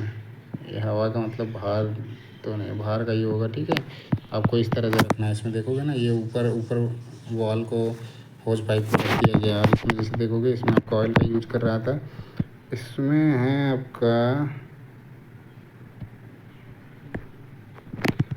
ऑक्सीजन और एसिटिलीन सिलेंडर रेगुलेटर को एक साथ बंद ना करें। तो ये सिलेंडर जो है, सिलेंडर के जो आपके ये रेगुलेटर हैं उसको कभी भी एक साथ बंद नहीं करना है, एक एक करके करना है ना। इसमें ऑयल का यूज़ नहीं करना है, उसके बारे है। इसमें आपका देखोगे तो कभी भी हवा ना दे, मतलब उसको ऊपर कोई भी सामान ना रखें, रेगुलेटर के ऊपर नली है भाई आपका पाइप को ऊपर ना रखें, हमेशा इस तरह से रखें अलग करके, जिससे इनके ऊपर लोड नहीं जाएगा, ये डैमेज नहीं होंगे, है ना। रेगुलेटर को क्या है, रेगुलेटर से कनेक्शन करने से पहले होज क्लिप को इस्तेमाल करें। सो जब रेगुलेटर से आप कनेक्शन करने से पहले क्या होता है, हमेशा आपको होज क्लिप का इस्तेमाल करना है। एसिटिलीन रेगुलेटर कनेक्शन में लीकेज और ऑक्सीजन रिलेटर कनेक्शन पर सादे पानी की जांच के लिए साबुन पानी का उपयोग करें। आप जैसे लीकेज चेक करना है तो लीकेज चेक करने के लिए आपका झाग वाला जो होता है वही आपका साबुन पानी कह रहा है, तो साबुन पानी का इस्तेमाल करके आप देख सकते हैं उसको, है ना। तो ये जैसे है वही दिखा रहा है आपको, कैसे आपको चेक कर सकते हैं, तो यहाँ पे इस्तेमाल करके आप देख सकते हो। अगला जो है आपका पॉइंट है, जिसमें अगला टॉपिक जो है गैस वेल्डिंग टॉर्च और इसके प्रकार और निर्माण। तो गैस वेल्डिंग टॉर्च जो होता है उसके निर्माण कैसे करे जाते हैं, सॉरी निर्माण जो है उसके देखेंगे, अलग अलग टाइप के जो होते हैं गैस वेल्डिंग टॉर्च, उसके बारे में देखेंगे। सो टाइप्स में जो होते हैं 2 टाइप, साथ ही उसका निर्माण जो है कैसे कैसे निर्माण करते हैं उसके बारे में अलग अलग पार्ट के देखेंगे। तो टाइप्स में सबसे पहले हम आते हैं, तो टाइप्स जो होते हैं ब्लो पाइप के वो 2 प्रकार के होते हैं। एक आपका हाई प्रेशर का होता है जिसको non injector pipe blow pipe भी कहते हैं, जो हाई प्रेशर वाला होता है उसको, और जो आपका लो प्रेशर दूसरा जो होता है वो लो प्रेशर का होता है, लो प्रेशर ब्लो पाइप। और इसको जो होता है खाली इंजेक्टर टाइप ब्लो पाइप भी बोलते हैं। सो ब्लो पाइप जो होते हैं वो 2 तरह के होते हैं, जिसमें आपका हाई प्रेशर और लो प्रेशर। तो हाई प्रेशर को आपका नॉन इंजेक्टर भी बोलते हैं, और जो लो प्रेशर होता है उसको खाली इंजेक्टर बोलते हैं, है ना। अब ब्लो पाइप का देखते हैं। सो ब्लो पाइप का जो उपयोग होता है जनरली क्या करता है, ब्लो पाइप का उपयोग जो होता है उस प्रकार से, मतलब जो भी हम कार्य करते हैं जिसमें डिज़ाइन किए रहते हैं आपका गैस को ले जाने के लिए। साथ ही जैसे मेन ब्लो पाइप जो होता है वेल्डिंग टॉर्च में होता है। तो वेल्डिंग टॉर्च गैस का जहाँ पे यूज़ किया जाता है और गैस से वेल्डिंग करी जाती है उसको आपका ब्लो पाइप बोलते हैं ना। तो इसमें जैसे लिखा हुआ है प्रत्येक प्रकार के उस कार्य के आधार पर विभिन्न प्रकार के डिज़ाइन होते हैं, मतलब अलग अलग टाइप के डिज़ाइन होते हैं जिसके लिए ब्लो पाइप की आवश्यकता होती है। यानी गैस वेल्डिंग, ब्रेजिंग, बहुत पतली शीट वेल्डिंग, वेल्डिंग से पहले और बाद में हीटिंग, गैस कटिंग। सो ब्लो पाइप जनरली वही चीज़ आपका हो गया जो मैक्सिमम जहाँ पे मिक्सिंग चेंबर होता है वहाँ से जाकर जो मिक्सिंग होता है, फिर वो ब्लो पाइप के द्वारा वो जैसे आप इलेक्ट्रोड होल्डर होता है तो वो इलेक्ट्रोड को होल्ड करने का काम करता है। तो उसी टाइप से आपका ब्लो पाइप जो होता है उसमें गैस की सप्लाई होती है, और गैस से उसका उपयोग जो होता है गैस वेल्डिंग में हो गया, साथ ही आपका गैस हीटिंग के लिए हो गया या गैस कटिंग के लिए हो गया, उसके लिए इस्तेमाल करा जाता है ब्लो पाइप का, है ना। अगला जो है इक्वल और हाई प्रेशर का, मतलब समान और उच्च टाइप का जो ब्लो पाइप होता है। तो उसमें क्या होता है, high pressure blow pipe tip को जो होता है लगभग बराबर मात्रा में ऑक्सीजन और एसिटिलीन की आपूर्ति करने के लिए एक मिश्रण उपकरण है, मतलब वो मिक्सिंग चैम्बर होता है, और आवश्यकता अनुसार गैसों के प्रवाह को नियंत्रित करने के लिए आपका ये जो उस पर वाल्व लगाए हुए होते हैं ना। यानी कि क्या होता है कि ब्लो पाइप और गैस वेल्डिंग टॉर्च का उपयोग लौह और अलोह धातुओं की वेल्डिंग के लिए और किनारों को फ्यूज करके पतली चादरों को जोड़ने, जॉब की प्री हीटिंग और पोस्ट हीटिंग या फिर ब्रेजिंग या विकृति से बने डेंट को हटाने के लिए, गैस कटिंग के लिए उपयोग किया जाता है। सो इक्वल और हाई प्रेशर का जो ब्लो पाइप होता है, मतलब आपका हाई प्रेशर का ही मान लो, इक्वल का या हाई प्रेशर का, तो उसमें ऑक्सीजन और एसिटिलीन का क्या होता है, आपका दोनों का जो प्रेशर होता है उसमें समान होता है। उसमें एक मिक्सिंग चेबर होता है जहाँ पे आपके दोनों जगह वाल्व लगे होते हैं छोटे छोटे, जिससे गैसों का जो मतलब प्रवाह होता है उसको नियंत्रित किया जाता है। और ये जो होते हैं मतलब ब्लो पाइप कह लो या फिर वेल्डिंग टॉर्च कह लो, तो इनका जो उपयोग होता है आपका लौह धातुओं और साथ ही अलोह धातुओं पे वेल्डिंग करने हो गया, या काटने के लिए हो गया, या जॉब करने मतलब जोड़ने के लिए हो गया, और साथ ही जैसे प्री हीटिंग के लिए हो गया, या ब्रेजिंग के लिए हो गया, या जो डेंट होते हैं उसको हटाने के लिए हो गया, क्रैक्स को हटाने के लिए होता है, और साथ ही आपको गैस कटिंग के लिए जो होता है इनका उपयोग किया जाता है ना। और समान दाब का जो ब्लो पाइप होता है इसमें एसिटिलीन और उच्च दाब वाले सिलेंडरों में रखी ऑक्सीजन गैसों के लिए 2 इनलेट कनेक्शन होते हैं। तो जो समान दाब वाले ब्लो पाइप होते हैं इसमें एसिटिलीन और हाई प्रेशर वाले जो सिलेंडर में रखी ऑक्सीजन गैस के लिए जो होता है, ऑक्सीजन के लिए 2 इनलेट कनेक्शन होते हैं और गैसों के प्रवाह की मात्रा को नियंत्रित करने के लिए 2 नियंत्रण वाल्व और एक बॉडी जिसके अंदर गैस की मिक्सिंग चैम्बर लगा रहता है और दो। तो ये ब्लो पाइप का दिखा रहा है ना, ब्लो पाइप का देखते हैं। तो ये आपका ब्लो पाइप का है, ये फिगर है। ये आपका जो है टॉर्च है, जहाँ पे आपका, या फिर टॉर्च कह लो, नोजल कह लो, जहाँ से आपका निकल के आएगा। ये आपका यहाँ से मिक्सिंग चैम्बर हो जाएगा, एक आपका ऑक्सीजन का हो जाएगा, एक एसिटिलीन का कनेक्शन हो जाएगा और ये जो है ऑक्सीजन का कंट्रोल, ये एसिटिलीन का कंट्रोल और यहाँ से आके दोनों मिक्स हो जाएंगे। तो गैस मिक्सर यहाँ पे दे रखा है। इक्वल और हाई प्रेशर ब्लो पाइप का है ये। सो ये बेसिकली आप इसको ये इक्वल और हाई प्रेशर ब्लो पाइप भी कह सकते हो। तो है तो लिखा हुआ वही है आपका। बाकी आपका खाली ब्लो पाइप भी बोल सकते हो, वेल्डिंग टॉर्च भी बोल सकते हो, गैस कटिंग वेल्डिंग टॉर्च भी बोल सकते हो, है ना। यही चीज़ यहाँ पे लिखा हुआ है फिगर 2 में। समान दाब वाले जो एसिटिलीन दाब के सिलेंडर में दो जो होते हैं इनलेट कनेक्शन होते हैं, एक आपका ऑक्सीजन का, एक आपका एसिटिलीन का। और गैसों का प्रवाह को मात्रा करने के लिए 2 नियंत्रित वाल्व, एक ऑक्सीजन के लिए, एक आपका एसिटिलीन के लिए होते हैं जो, और एक बॉडी जिसके अंदर होता है मिक्सिंग चैम्बर लगा होता है। जैसे आपके यहाँ पे दिख रहा है मिक्सिंग चैम्बर हो गया, ये वाला गैस मिक्सर हो गया, जिस मिश्रित गैसों को संक्रिय माध्यम से नोजल में प्रवाहित किया जाता है। ये आपका नोजल होगा, जिससे हाई प्रेशर में भी आएगा। ये आपका फिगर 2 में दिया हुआ है, जो मिक्सिंग चैम्बर का है उसका है ना, equal pressure type torch. So gas passage in gas mixing सिंक्शन। तो मिक्सिंग जो चैम्बर होता है, इसमें देखोगे ऑक्सीजन का आपका 2 है ना, और एसिटिलीन का जो है 1 है। जाएगा तो आपका एसिटिलीन प्लस ऑक्सीजन आएगा बाहर, तो बहुत ज़्यादा प्रेशर में आएगा। इसका जनरली आपका जो यूज होता है वो कटिंग के लिए ज़्यादातर इस्तेमाल किया जाता है और टिप पे प्रज्वलित हो जाती है। अच्छा, इसका थोड़ा सा यहाँ रह गया।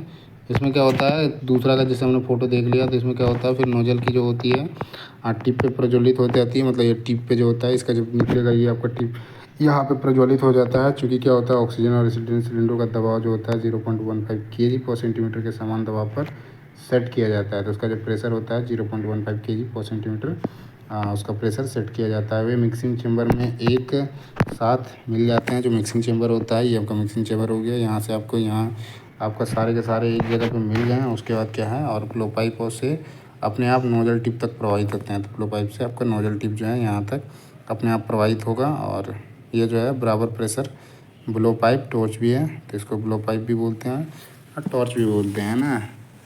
इसे high pressure blow pipe torch कहा जाता है। हाई प्रेशर ब्लो पाइप कहो या फिर टॉर्च कहो, दोनों कहा जाता है, क्योंकि इसका इस्तेमाल जो होता है गैस वेल्डिंग के हाई प्रेशर सिस्टम में किया जाता है। तो गैस वेल्डिंग के जो हाई प्रेशर जहाँ पर रिक्वायरमेंट होता है, वहाँ पे इसका उपयोग किया जाता है। प्रत्येक ब्लो पाइप के साथ नोजल ब्लो पाइप के साथ नोजल के एक सेट की आपूर्ति की जाती है। तो जो मतलब प्रत्येक ब्लो पाइप होता है उसमें एक नोजल की सेट आपूर्ति की जाती है। तो नोजल के व्यास में अलग अलग छेद होते हैं। तो नोजल जैसे होगा ना, ये आपका नोजल हो गया, इसमें आपका देखोगे अलग अलग आपका छेद मिलेगा। इसमें इस तरह से छेद मिलेगा। थोड़ा बढ़िया बना देता हूँ। ये आपका इस तरह से नोजल में छेद मिलेगा, है ना। अलग अलग छेद होते हैं और इस प्रकार से विभिन्न आकार की लौ देते हैं ना। तो विभिन्न प्रकार से ये लौ देते हैं और प्रति घंटे लीटर में गैस की खपत जो होता है, नोजल गिने जाते हैं। तो इसी से काउंटिंग करी जाती है पर एक घंटे में आपका कितना खपत होगा गैस का। इस पर सावधानी का दे रखा है, महत्वपूर्ण सावधानी का। तो कम दबाव वाले सिस्टम पर जो होता है, उच्च दबाव वाले ब्लो पाइप का उपयोग नहीं करना चाहिए। थोड़ा सा ये जो है ध्यान देने वाली बातें हैं। जो भी आपका लो प्रेशर सिस्टम होगा, वहाँ पे मतलब कम दबाव वाले सिस्टम पर क्या होता है, कभी भी उच्च दबाव वाले ब्लो पाइप का उपयोग जो होता है नहीं करना चाहिए। ये थोड़ा उल्टा हो गया है ना, मुझे लगता है यहाँ पे। जो आपके हाई प्रेशर है, हाई प्रेशर में कभी भी लो प्रेशर का उपयोग नहीं करना चाहिए, क्योंकि लो प्रेशर वाला हाई प्रेशर को झेल नहीं पाएगा। हाई प्रेशर वाला क्या होता है, वो झेल जाएगा लो प्रेशर को, लेकिन लो प्रेशर वाला हाई प्रेशर को नहीं झेल, मतलब वो उसकी जो क्षमता है वो कम होती है ना। लो प्रेशर में जैसे 5 kg का आप मान लो, 5 kg तक है मैक्सिमम उसकी कैपेसिटी, उसको आप 10 kg दे दो। आप मान लो एक आपको उठाने के लिए 5 kg आप उठा सकते हैं एक हाथ से, आपको 10 kg दे दिया जाएगा तो ज़्यादा लोड होगा। लेकिन जो 10 kg ऑलरेडी ले रहा है, एक टेबल रख लो, 10 kg ले लेता है, उसकी सहन क्षमता, उसको आप 1 kg दे दोगे तो उसको थोड़ी फर्क पड़ेगा। थोड़ा सा उल्टा है ये, आपको महत्वपूर्ण सावधानी में। कम दबाव वाले सिस्टम पर, मतलब कम दबाव वाले सिस्टम पर कह रहा है, उच्च दबाव वाले ब्लो पाइप उपयोग नहीं किया जाना चाहिए, ये उल्टा होना चाहिए, ठीक है। चलिए आगे देखते हैं। तो लो प्रेशर का ब्लो पाइप का दे रखा है। तो लो प्रेशर ब्लो पाइप में क्या है, शरीर के अंदर एक इंजेक्टर होता है, जैसे कि हमने देखा है आपका हाई प्रेशर में नॉन इंजेक्टर था, इसमें आपका इंजेक्टर होता है ना, इंजेक्टर होता है, फिगर 3 में दिया हुआ है।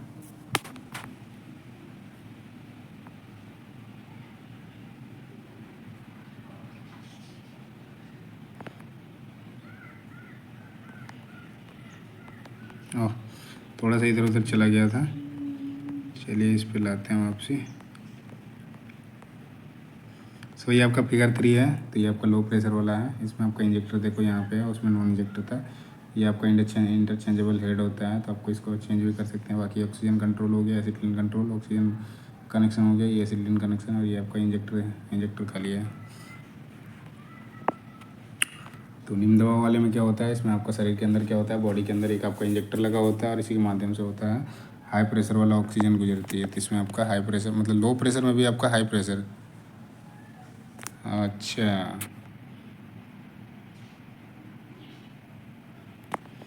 तो हाई प्रेशर इसमें बनता है जब दो मिक्सर आते हैं, तो उस केस में आपका बनता है। सो उच्च दबाव वाली ऑक्सीजन गुजरती है, इसमें उच्च दबाव वाली ऑक्सीजन गुजरती है। और ये जो होता है ऑक्सीजन एसिटिलीन सिलेंडर से, मतलब क्योंकि क्या है ना आपका जो ऑक्सीजन का प्रेशर होता है ना वो कांस्टेंट होता है, एसिटिलीन का ही खाली चेंज होता है। ये हमने पहले भी देखा था, दोबारा एक बार बता देता हूँ। इसमें आपका चेंज जो होता है खाली एसिटिलीन का प्रेशर चेंज होता है, उसी से आपका हाई प्रेशर लो प्रेशर बनता है। तो ये डिपेंड नहीं करता है, तो हाई प्रेशर वो लो प्रेशर वो आपका ऑक्सीजन का वो कांस्टेंट ही है, वो कम ज़्यादा नहीं होगा। एसिटिलीन के हिसाब से इसका नामकरण होता है हाई प्रेशर और लो प्रेशर, है ना। इसमें उच्च दबाव वाली ऑक्सीजन गुजरती है। ये ऑक्सीजन क्या करती है, एसिटिलीन जनरेटर से कम दबाव वाली एसिटिलीन को मिक्सिंग चेम्बर में खींचता है। सो एसिटिलीन जनरेटर से क्या है, कम दबाव वाली जो एसिटिलीन होती है उसको मेन चेम्बर से, मिक्सिंग चेम्बर से वो क्या करता है, खींचता है, और इसे एक स्थिर लौह प्राप्त करने के लिए आवश्यक वेग देता है। तो वेलोसिटी एक प्रदान करता है, जिससे क्या होता है, इंजेक्टर बैक फायरिंग को रोकने में भी मदद करता है। ऐसे बैक फायरिंग भी हो जाती है, तो उस चीज़ को क्या करता है, रोकने का काम करता है।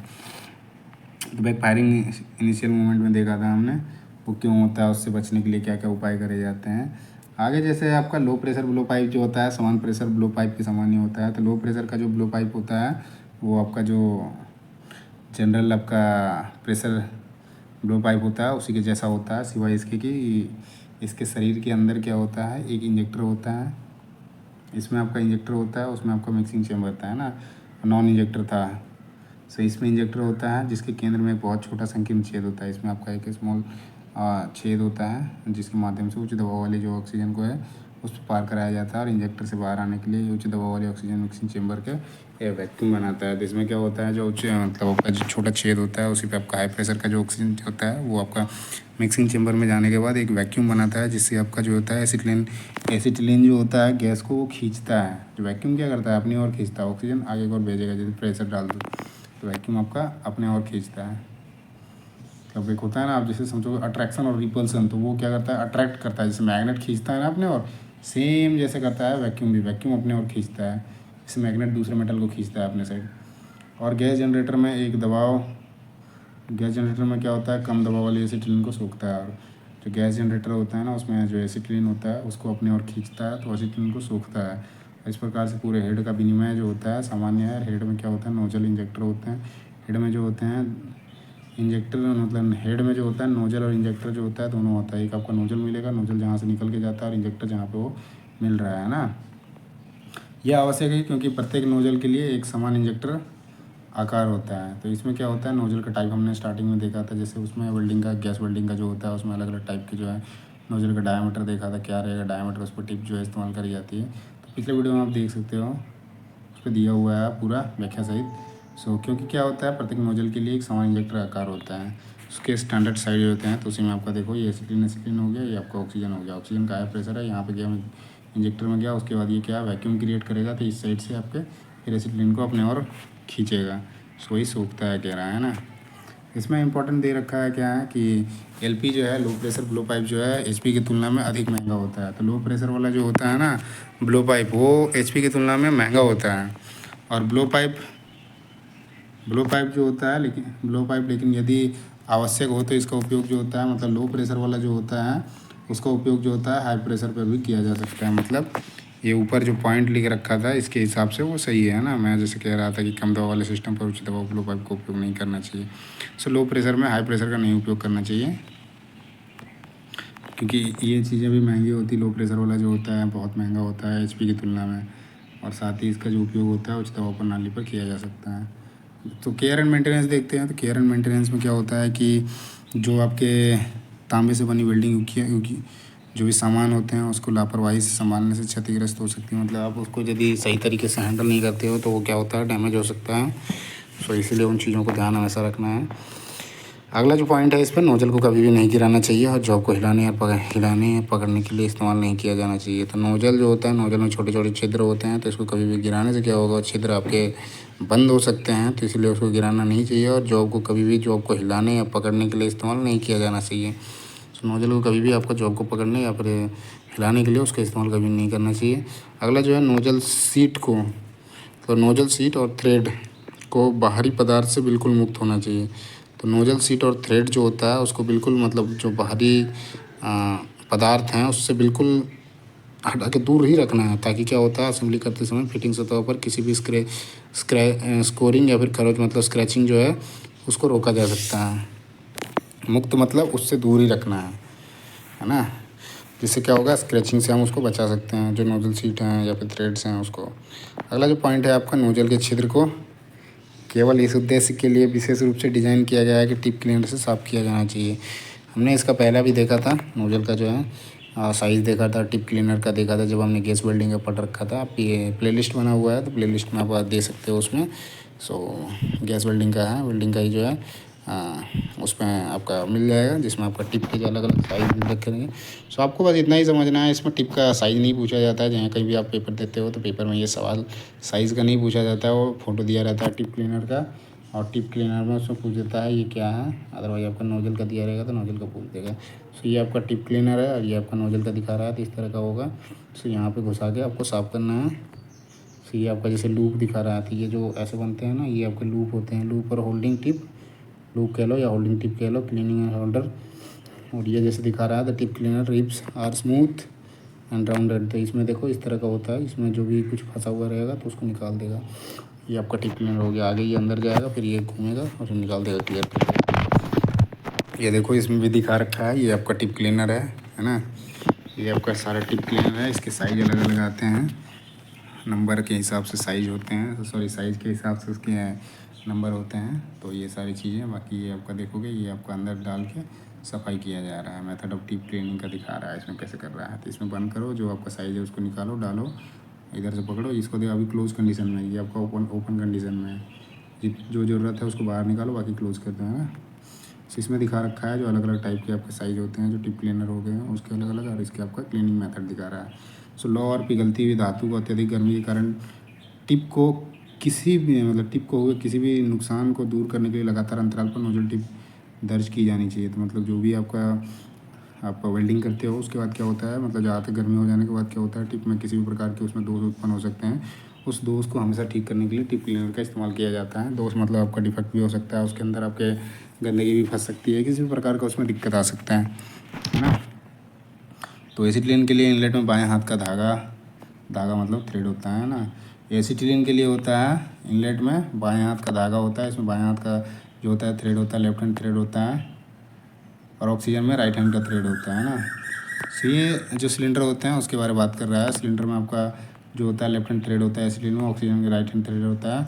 आप ब्लो पाइप इनलेट में इनलेट के साथ सही होज पाइप फिट करने का ध्यान रखें। मतलब जो ब्लो पाइप है इनलेट का, उसमें आपका सही होज जो उसका साइज़ है उसको ही फिट करने का ध्यान रखें, और बार बार अंतराल पर क्या होता है, आँच बंद कर दें, मतलब उसका जो फ्लो या प्रेशर का है उसको आप बंद कर दें, या फिर जो चल रहा है उसको बंद कर दें, और ब्लो पाइप को ठंडे पानी में डुबो दें। जैसे ही काम खत्म हो जाता है उसको ठंडे पानी में डुबा दें, नहीं तो उस केस में क्या होगा जाएगा, वो हीट हो जाएगा, फिर वो आपका मेल्ट हो सकता है। तो वो क्या होता है, जब इस्तेमाल हो जाता है ब्लो पाइप का इनलेट का, तो उस केस में क्या करना है, ब्लो पाइप इनलेट के साथ सही पाइप को फिट करने का मतलब उसको सही जगह पे आप फिट कर दो। उसके बाद क्या है, अलग अलग टाइम पे क्या होता है, बार बार अंतराल पे, मतलब कुछ समय बाद आँच बंद कर दें। तो जो भी उसके अंदर, जैसे मैंने टेम्परेचर का कहा, तो जो जल रहा होता है उसको बंद कर दो। उसके बाद क्या है, ब्लो पाइप को ठंडे पानी में डुबो दें। अगला जो है आपका, जो अलग अलग प्रकार के जोड़ होते हैं, टाइप ऑफ वेल्डिंग जॉइंट जो होता है, जैसे बट हो गया, फिलेट हो गया, लेप हो गया, तो सबको एक एक करके देखते हैं। अगला जो है आपका वेल्डिंग जोड़ों के प्रकार हैं, जिसमें आपका बट ओवरलैप का टाइप का दे रखा है। तो टाइप ऑफ वेल्डिंग जॉइंट देखेंगे हम, जिसमें बट हुआ फिलेट का और भी अलग अलग टाइप के देखेंगे। सो बेसिक वेल्डिंग जोड़ों के जो वर्णन है उसके बारे देखेंगे। बट हो गया, ओवरलेटेड हो गया, ओवरफ्लेट हो गया वेल्ड का, उसका व्याख्या देखेंगे। तो जिसमें से आपका बेसिक जोड़ के बारे देखेंगे। तो ये आपका फिगर 1 में दिया हुआ है, जो बेसिक जोड़ होते हैं आपके वेल्डिंग के वो हैं। सो विभिन्न बेसिक जोड़ होते हैं उसको भी देखेंगे। यही आपका है फिगर 1 का, अलग अलग टाइप का है।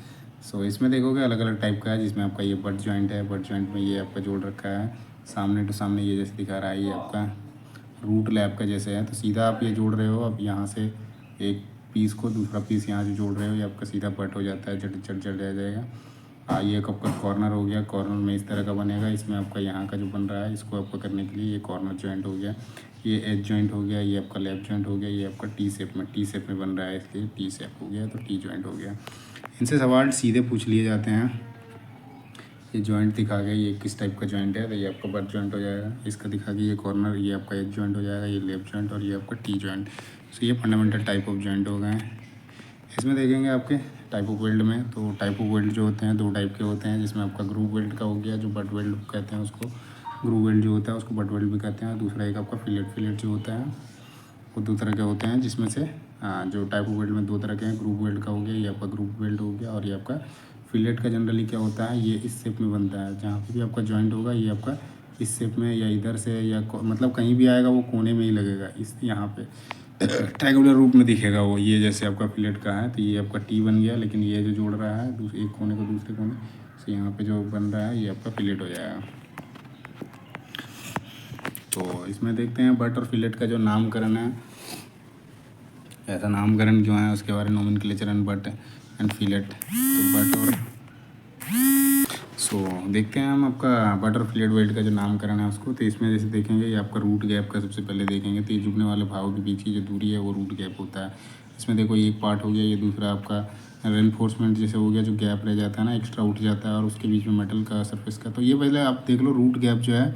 सो ये एक पीस हो गया, एक पीस हो गया, दूसरा पीस के बीच में जो जहाँ पर वेल्ड करेंगे, और इसमें जो गैप रह रहा है ना, सो उसके गैप जो रह रहे हैं उसको आप रूट गैप बोलते हैं। तो जुड़ने वाले भागों के बीच की जो दूरी है वो आपका रूट गैप होता है ना। तो यहाँ पे देखोगे, यहाँ सबसे नीचे जो होता है ना, रूट कहाँ पे बोलते हैं, सबसे निचले पार्ट को बोलते हैं। उसके बीच का जो गैप है उसको रूट गैप बोलते हैं ना। तो जनरली दूरी का मान के चलो, जो जुड़ने वाले भाग होते हैं उसके बीच का दूरी। तो एक जो है इसके दिए हुए हैं पार्ट के नाम। सो इस पर जो है रेनफोर्समेंट दिया हुआ है। तो रेनफोर्समेंट जहाँ ने आपने वेल्डिंग कर दिया, तो वेल्डिंग की जो हाइट होगी और जो सरफेस हाइट होगा उसके बीच का जो गैप होगा उसको बोलते हैं कितनी हाइट गया, तो वो आपका रेनफोर्समेंट हो गया। वेल्ड जोन और मेटल जोन जो होता है, जहाँ तक आपका वेल्डिंग स्लैग जा रहा है और या फिर हीटिंग करके उसको मेल्ट करने का काम कर रहा है, तो वेल्डिंग जोन हो जाएगा, या वेल्ड मेटल हो गया। पेरेंट मेटल जिस पे आपका वेल्डिंग किया जाना है। फ्यूजन पेनेट्रेशन का है, तो जहाँ पे ये फ्यूज जहाँ तक हो रहा है वो आपका पेनेट्रेशन का इफेक्ट जहाँ तक जा रहा है, तो वो फ्यूजन पेनेट्रेशन हो गया। हीट अफेक्टेड जोन, जहाँ तक आपका हीट जो है अफेक्ट करेगा, वो आपका हीट अफेक्टेड जोन हो गया। पेनेट्रेशन बीड हो गया, तो जहाँ पे नीचे आपका, जहाँ पे मेन आपका जॉइंट होगा, तो नीचे की ओर भी तो मेटल निकलेगा उसमें से, जो स्लैग ये मेल्ट फ्यूज होने के बाद वो स्लैग जो है उस साइड भी निकलेगा, तो वो आपका पेनेट्रेशन बीड हो गया। सो वेल्ड जंक्शन में आपका जहाँ से जोड़ा जा रहा है वेल्ड जंक्शन हो गया। हीट अफेक्टेड जोन इस साइड भी होगा, इस साइड भी होगा, है ना। ये आपका रूट बैक है, गैप है, जो आपका 2 मेटल के बीच का जो दूरी है, जहाँ पे जुड़ने वाला मेटल है उसके बीच का जो गैप है वो आपका रूट गैप हो जाएगा। अगला एक एक करके हम सबको जानेंगे, जो जितने पेरेंट मेटल किसको बोलते हैं, रेनफोर्समेंट, हीट अफेक्टेड जोन जो होता है। जैसे मैंने बता दिया, इसका थोड़ा थोड़ा आइडिया दे दिया कि वेल्ड जोड़ हो गया आपका, जो जहाँ पे जोड़ बनता है वो आप उस पर वेल्डिंग जो करी जाती है वो होता है। रेनफोर्समेंट आपका जो वेल्ड जोड़ा गया उसका पेरेंट मेटल जो है उसके बीच का जो गैप है वो आपका हो गया। हीट अफेक्टेड जोन, जहाँ तक आपका हीट का अफेक्ट जाएगा वो आपका। एक एक करके देखते हैं हम। तो यहाँ पे सबसे पहले हम हीट अफेक्टेड जोन जो है उसमें प्रभावित क्षेत्र उसके देखेंगे। सो वेल्ड से सटे वेल्डिंग हीट द्वारा धातु कर्म गुणों को बदल दिया जाता है। तो हीट अफेक्टेड जोन जितने भी होते हैं उसमें क्या होता है, वेल्ड से सटे जो भी वेल्डिंग हीट द्वारा क्या होता है, जो भी धातु होते हैं उसके गुण जो हैं वो बदल दिए जाते हैं, वो आपका हीट अफेक्टेड जोन होता है। उसके बाद आपका लेग लेंथ हो गया। तो जितनी आप वेल्ड करते हो, जैसे धातुओं को जंक्शन और उस बिंदु के बीच की दूरी, जहाँ पर वेल्ड धातु आधार के आगे सिरे को झुकाती है। तो जैसे इसमें फिगर 5 में दिया गया है, तो फिगर 5 को हम देखेंगे। सो ये फिगर 5 में देखो, ये आपका हो गया। तो जितना आपका जा रहा है, हाँ, जितना दूरी तक जा रहा है, जैसे यहाँ से यहाँ तक जाएगा ना, तो आपका लेग लेंथ हो जाएगा ना। सो लेग लेंथ हो गया धातु के जंक्शन और उस बिंदु का पॉइंट जो होता है, जैसे जुड़ जाता है बीच के जो दूर का वेल्ड धातु होता है उसके आगे सिरों को छूती है, जैसे यहाँ से यहाँ, ये आपका लेग लेंथ हो जाएगा। इस फोटो में देखोगे तो ये वेल्ड जोन लिख रखा है, तो यहाँ पे जो वेल्ड बना हुआ है ये आपका यहाँ से यहाँ तक का जो है वो आपका लेग लेंथ हो जाएगा। अगला जो है पेरेंट मेटल जो जिस सामग्री पे आपका वेल्डिंग किया जाना है वही होता है। तो वेल्ड करने के लिए जिस सामग्री या भाग का जो भाग होता है उसको पेरेंट मेटल बोलते हैं। सिंपल भाषा में समझोगे तो जिस पे हमको वेल्डिंग करना है, मतलब वर्क जो है जिस मेटल पे करना है उस मेटल को ही पेरेंट मेटल बोलते हैं, मूल धातु बोलते हैं। संलयन प्रवेश देखते हैं तो फ्यूजन पेनिट्रेशन का क्या होता है, मूल धातु में संलयन क्षेत्र की जो गहराई होती है वो आपका फ्यूजन पेनिट्रेशन होता है। जितनी दूरी तक वो मेल्ट करके वो अंदर तक घुसेगा वो आपका फ्यूजन में पेनिट्रेशन होता है। तो आपका रेनफोर्समेंट, तो रेनफोर्समेंट में क्या होता है कि जो मूल धातु होती है, मूल धातु के ऊपर जो है स्लैग जमता है, जैसे ये सामने दिखाई दे रहा है, ऊपर जो रहेगा ना एक्स्ट्रा मटेरियल जो अतिरिक्त धातु है उसी को रेनफोर्समेंट या फिर सुदृढ़ीकरण कहा जाता है। इसमें जैसे देखते हैं हम इसका जो फ्यूजन पेनिट्रेशन है, इसका लेग लेंथ का देखोगे तो लेग लेंथ का ये वाला है 5 नंबर में इसमें दिखा रहा है लेग लेंथ का। तो यहाँ पे देखोगे ये जैसे आपका जो वेल्ड बनता है इसमें आपका टो से लेकर जैसे ये हो गया, ये आप एक मेटल को जोड़ रहे हो ना, एक मेटल को यहाँ पे जोड़ रहे हैं, तो इसमें जो जोड़ेंगे ना तो ये जो है टो और ये टो, तो यहाँ से यहाँ की दूरी ये आपका लेग लेंथ हो जाएगा, यहाँ से यहाँ की दूरी ये लेग लेंथ हो जाएगा, यहाँ से यहाँ की दूरी ये लेग लेंथ हो जाएगा। उसके बाद अगला क्या है, लेग लेंथ हो गया हमारा फ्यूजन पेनिट्रेशन। तो ये आपका 4 नंबर में है, ये आपका फ्यूजन पेनिट्रेशन को दिखा रहा है इसमें। ये जैसे देखो ये फ्यूजन पेनिट्रेशन है, हीट अफेक्टेड जोन, बाकी ये सारी चीज़ें ये पार्ट जो लिख रखे हैं वो सारे आपको याद रखने हैं, इनसे सवाल बनते हैं। सुदृढ़ीकरण का है, रेनफोर्समेंट का है, तो ये आपका रेनफोर्समेंट का 6 नंबर में है। ये मूल धातु है, इसके ऊपर जो एक्स्ट्रा बचा हुआ है इसी को रेनफोर्समेंट जैसे दिखा रहा है ना, एक्स्ट्रा मटेरियल जो हो रहा है सरफेस से ऊपर जो आ जा रहा है उसको रेनफोर्समेंट दिखा रहा है ना।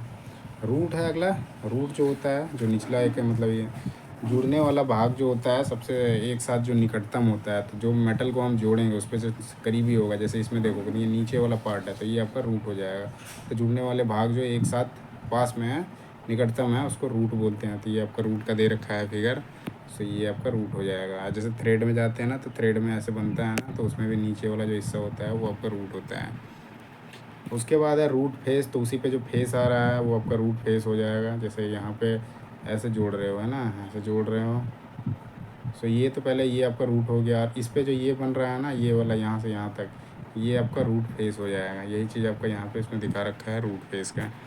अगला जो है आपका रूट रन का, तो रूट रन क्या होता है, जोड़ की रूट में जमा पहला रन जो होता है रूट रन होता है। जैसे फिगर 9 में दिखाया हुआ है, पहला जोड़ मतलब ये सबसे नीचे वाले में जुड़ा है ना उसी को रूट रन कह रहा है। ये जो काला काला दिखा रहा है ये आपका रूट रन, पहला जोड़ जो है वो रूट रन है। उसके बाद क्या है, रन, खाली रन है एक पास के दौरान जमा धातु, मतलब एक बार जब दिए उसमें जो जमा धातु जम गया उसी को बोलते हैं रन बोलते हैं ना। उसके बाद क्या है, अगला जो है दूसरे रन को 2 रूप से चिह्नित किया जाता है। जो दूसरा रन है ना उसको 2 रूप से चिह्नित किया जाता है, जिसमें से आपका एक रूट रन पर जमा किया जाता है और तीसरे रन को 3 के रूप में चिह्नित किया जाता है। तो इसमें टोटल 3 टाइप के रन हो गए हैं, जिसमें से देखो एक जो हो गया पहला सबसे निचले ये आपका काला वाला, ये आपका रूट रन हो गया, फिर उसके बाद दूसरा खाली रन हो गया और तीसरा रन हो गया। तो ये अलग अलग पेजेज में जुड़ते हैं। ये रूट पेनिट्रेशन जो एक्स्ट्रा मटेरियल हो जा रहा है सरफेस से ज़्यादा रूट में, तो आपका रूट पेनिट्रेशन हो गया। अगला जो है आपका सीलिंग रन है, तो सीलिंग रन में क्या होता है, या बट या कॉर्नर जॉइंट जो होते हैं, जैसे बट में क्या होता है 2 सामने तो सामने जड़ते हैं, कॉर्नर में भी वही इसी तरह से ऐसे जैसे बनेगा, ये बनेगा यहाँ पे कॉर्नर में जुड़ेगा। तो वहाँ पे क्या होता है ना, ये फिगर 10 में दिया हुआ है वैसे, तो मैं उसका दिखाऊंगा। बट या कॉर्नर जॉइंट में क्या होता है, वेल्ड जॉइंट को पूरा होने के बाद जो मतलब बट जॉइंट या कॉर्नर जॉइंट में जब वेल्ड जॉइंट पूरा हो जाता है उसके बाद जो उसमें साइड पर एक वेल्ड जमा रह जाता है उसी को बोलते हैं सीलिंग रन। तो ये आपका जैसे देखोगे ये आपका बट जॉइंट है, बट जॉइंट में रूट में आपका जो जुड़ा एक एक्स्ट्रा मटेरियल रह गया है ना, सो वही आपका सीलिंग रन हो जाएगा। तो यही चीज़ लिखा हुआ है, बट या कॉर्नर जॉइंट जो होता है ना, जो एक एक्स्ट्रा छोटा सा वेल्ड जमा हुआ रह जाता है उसी को बोलते हैं सीलिंग रन। बैकिंग रन जो होता है, बैकिंग रन देखेंगे तो बट या कोने के जोड़ की जड़ की तरफ, मतलब बैकिंग रन में क्या होता है, बट हो गया या कोने के जोड़, मतलब ये आपका बट कह लो या फिर कॉर्नर जॉइंट हो गया है ना, तो उसमें जमा किया गया एक छोटा जो वेल्ड होता है, जैसा कि ये आपका दिखा रहा है, ये जैसे देखो इसको जो बोलते हैं आपका ये इसको बैकिंग रन भी बोलते हैं। जो रूट पेनेट्रेशन दिखा रहा है ना, ये रूट पेनेट्रेशन वाला, ये आपका बैकिंग रन भी हो जाएगा, है ना। सो बैकिंग रन में क्या होता है, बट या कोने के जोड़ में क्या होता है, एक तरफ से जो एक्स्ट्रा मटेरियल जमा रह जाता है, छोटा सा वेल्ड रह जाता है, उसी को बोलते हैं बैकिंग रन। सेम इसमें भी इस तरह से, इसमें क्या है, सीलिंग रन हो गया, इसी तरह से एक्स्ट्रा मटेरियल जो जमा रह जाएगा वो आपका बैकिंग रन हो जाएगा। उसके बाद क्या है, थ्रोट की मोटाई। थ्रोट मतलब गला, जहाँ पे फाइनल हो रहा है ना, ये आपका जैसे हो गया, ये थ्रोट की मोटाई का हो गया। तो ये जैसे हम फिगर 5 में देखते हैं, हाँ फिगर 5 में ये आपका कर गया थ्रोट थिकनेस। ये जैसे इसका टोटल जो बन गया यहाँ से यहाँ तक, तो ये आपका थ्रोट का हो गया। जैसे इसमें आपका क्या है, ये फिलेट टाइप का दिखा रहा था, इसमें जो जो आपका बन रहा है वो आपका थ्रोट का मोटाई हो गया। तो इसमें क्या आप क्या हो गया कि दोनों पैरों की उंगलियों को मिलाने वाली रेखा पर धातुओं के जंक्शन और मध्य बिंदु के बीच की दूरी जो होती है वो थ्रोट थिकनेस कहलाती है। सो ये फिगर में भी दिखा रहा है, तो फिगर में आप समझ सकते हो। इसमें जैसे ये आपका दो वेल्डिंग का रखा है, तो टॉप से लेकर बॉटम तक यहाँ तक हो रहा है, तो उसके बीच का जो बन गया स्लैग हमने बैठा दिया, वेल्ड बैठा दिया, तो वो आपका थ्रोट थिकनेस होता है। इसको सिंपल समझने के लिए जो डेफिनेशन होगा, तो मतलब दोनों पैरों की उंगलियों को मिलाने वाली रेखा, मतलब ये एक इधर है ना, इसका एक और इसका एक, तो इसको दोनों को मिलाने वाली रेखा पर धातुओं के जंक्शन, तो दूसरे जो फिलर मेटल जो वहाँ पे बैठाया गया उसका जो जंक्शन और मध्य बिंदु, मतलब जहाँ पे बैठ रहा है वो तीनों जगह से इक्वल आ रहा है, और दूसरा एक उसका मध्य बिंदु जो होता है, उसके बीच का जो दूरी होता है उसी को बोलते हैं थ्रोट थिकनेस। अगला जो है आपका वेल्डेड का टो है, मतलब टो टो हो गया, जैसे अंगूठा बोलते हैं ना, तो अंगूठा कहाँ रहेगा, सबसे आगे वाला पार्ट जो रहेगा वो अंगूठा, जिधर भी वेल्ड जोड़ जोड़ बनेगा और जहाँ पे उसका एंड होगा वो आपका, जैसे बट में ले लो या फिर लैप में ले लो या फिलेट में ले लो, किधर भी। तो यहाँ जैसे लिख रखा है क्या है, वह बिंदु जहाँ वेल्ड फेस मूल्य धातु से जुड़ता है। तो इसमें जैसे देखोगे ये आपका टो आगे की साइड दिखा रहा है, इसमें भी सेफ जहाँ पे आपका एंड हो रहा है वेल्ड का, सो वो आपका टो हो रहा है। इसमें देखोगे यहाँ पे होगा और यहाँ पे होगा, वो टो होगा। तो जहाँ बिंदु, मतलब वह बिंदु जहाँ वेल्ड फेस जो होता है मूल धातु से जुड़ता है वो आपका टो कहलाता है। अगला जो है आपका वेल्ड फेस, है ना। सो वेल्ड फेस किसको बोलेंगे, जैसे वो पेनेट्रेशन में था, रूट पेनेट्रेशन देखा हमने, उसके बाद सीधा पेनेट्रेशन देखा, तो एक्स्ट्रा जो मटेरियल या फिर आप कह लो जो हमारा वेल्डिंग बन जाता है, तो ऊपर का जो सबसे पार्ट होता है उसी को बोलते हैं वेल्ड फेस। जो हमने फिलर मेटल डाल के उसमें वेल्डिंग करा, तो वही चीज़ है। सो वेल्ड की सतह को उस तरफ से देखा जाता है जिसमें वेल्ड बनाया गया है या था, मतलब जहाँ बनाया गया या था, तो जिस तरफ से आप देख रहे हो वेल्ड का फाइनल जो होता है, टॉप साइड से, बॉटम नहीं, बॉटम जाओगे तो उधर रूट हो जाएगा, तो ऊपर साइड से देखोगे तो आपका वेल्ड फेस हो जाएगा, है ना। अगला जो है आपका वेल्ड जंक्शन। सो वेल्ड जंक्शन में क्या है, संलयन क्षेत्र और गर्मी प्रभावित क्षेत्र के बीच की जो सीमा होती है उसको वेल्ड जंक्शन बोलते हैं। अगला जो है फ्यूजन फेस। तो फ्यूजन फेस उस सतह को बोलते हैं जिस भाग पर वेल्ड बनाए जाते समय आपस में जोड़ना होता है, उसको फ्यूजन फेस बोलते हैं। तो सतह का वह भाग होता है जिसमें क्या होता है, वेल्ड बनाते समय आपस में जोड़ना होता है। अगला जो है फ्यूजन जोन। तो फ्यूजन जोन जहाँ पे जिस गहराई में मूल धातु को जोड़ा गया है वही आपका फ्यूजन जोन हो जाएगा। जैसा कि फिगर 11 में दिया हुआ है, ये फ्यूजन फेसेस हो जाएंगे, और अंदर घुस गया तो वो आपका फ्यूजन जोन हो गया। फेसेस में करा जा रहा है, लेकिन आपका क्या होता है, मेटल हीट होता है ना, तो मेल्ट होता है, तो सामने वाले को भी मेल्ट कर देता है फ्यूजन। उसका जो होता है हीटिंग जोन होता है, उसमें आपका फ्यूजन का जोन भी होता है। सो जहाँ तक वो फ्यूज हो जाता है तो आपका फ्यूजन फेसेस जो होते हैं वहाँ पे फिर आपका फ्यूजन जोन। तो फ्यूजन जोन वही हो जाएगा जिस गहराई तक वो मूल धातु को जोड़ा गया है, वो आपका फ्यूजन जोन होता है। अगला जो है आपका गैस और गैस सिलेंडरों का विवरण, प्रकार, मुख्य अंतर और उसका उपयोग। तो इस क्लास में इतना ही करते हैं, और वीडियो कैसा लगा वीडियो ज़रूर बताइएगा, और वीडियो अच्छा लगे तो वीडियो को लाइक करना, चैनल को सब्सक्राइब करना और अपने दोस्तों के साथ शेयर करना ना भूलें, जिससे जो भी इस तरह की वीडियो अपडेट आती है वो आपको लगातार मिलता ही रहेगा। धन्यवाद, जय हिंद।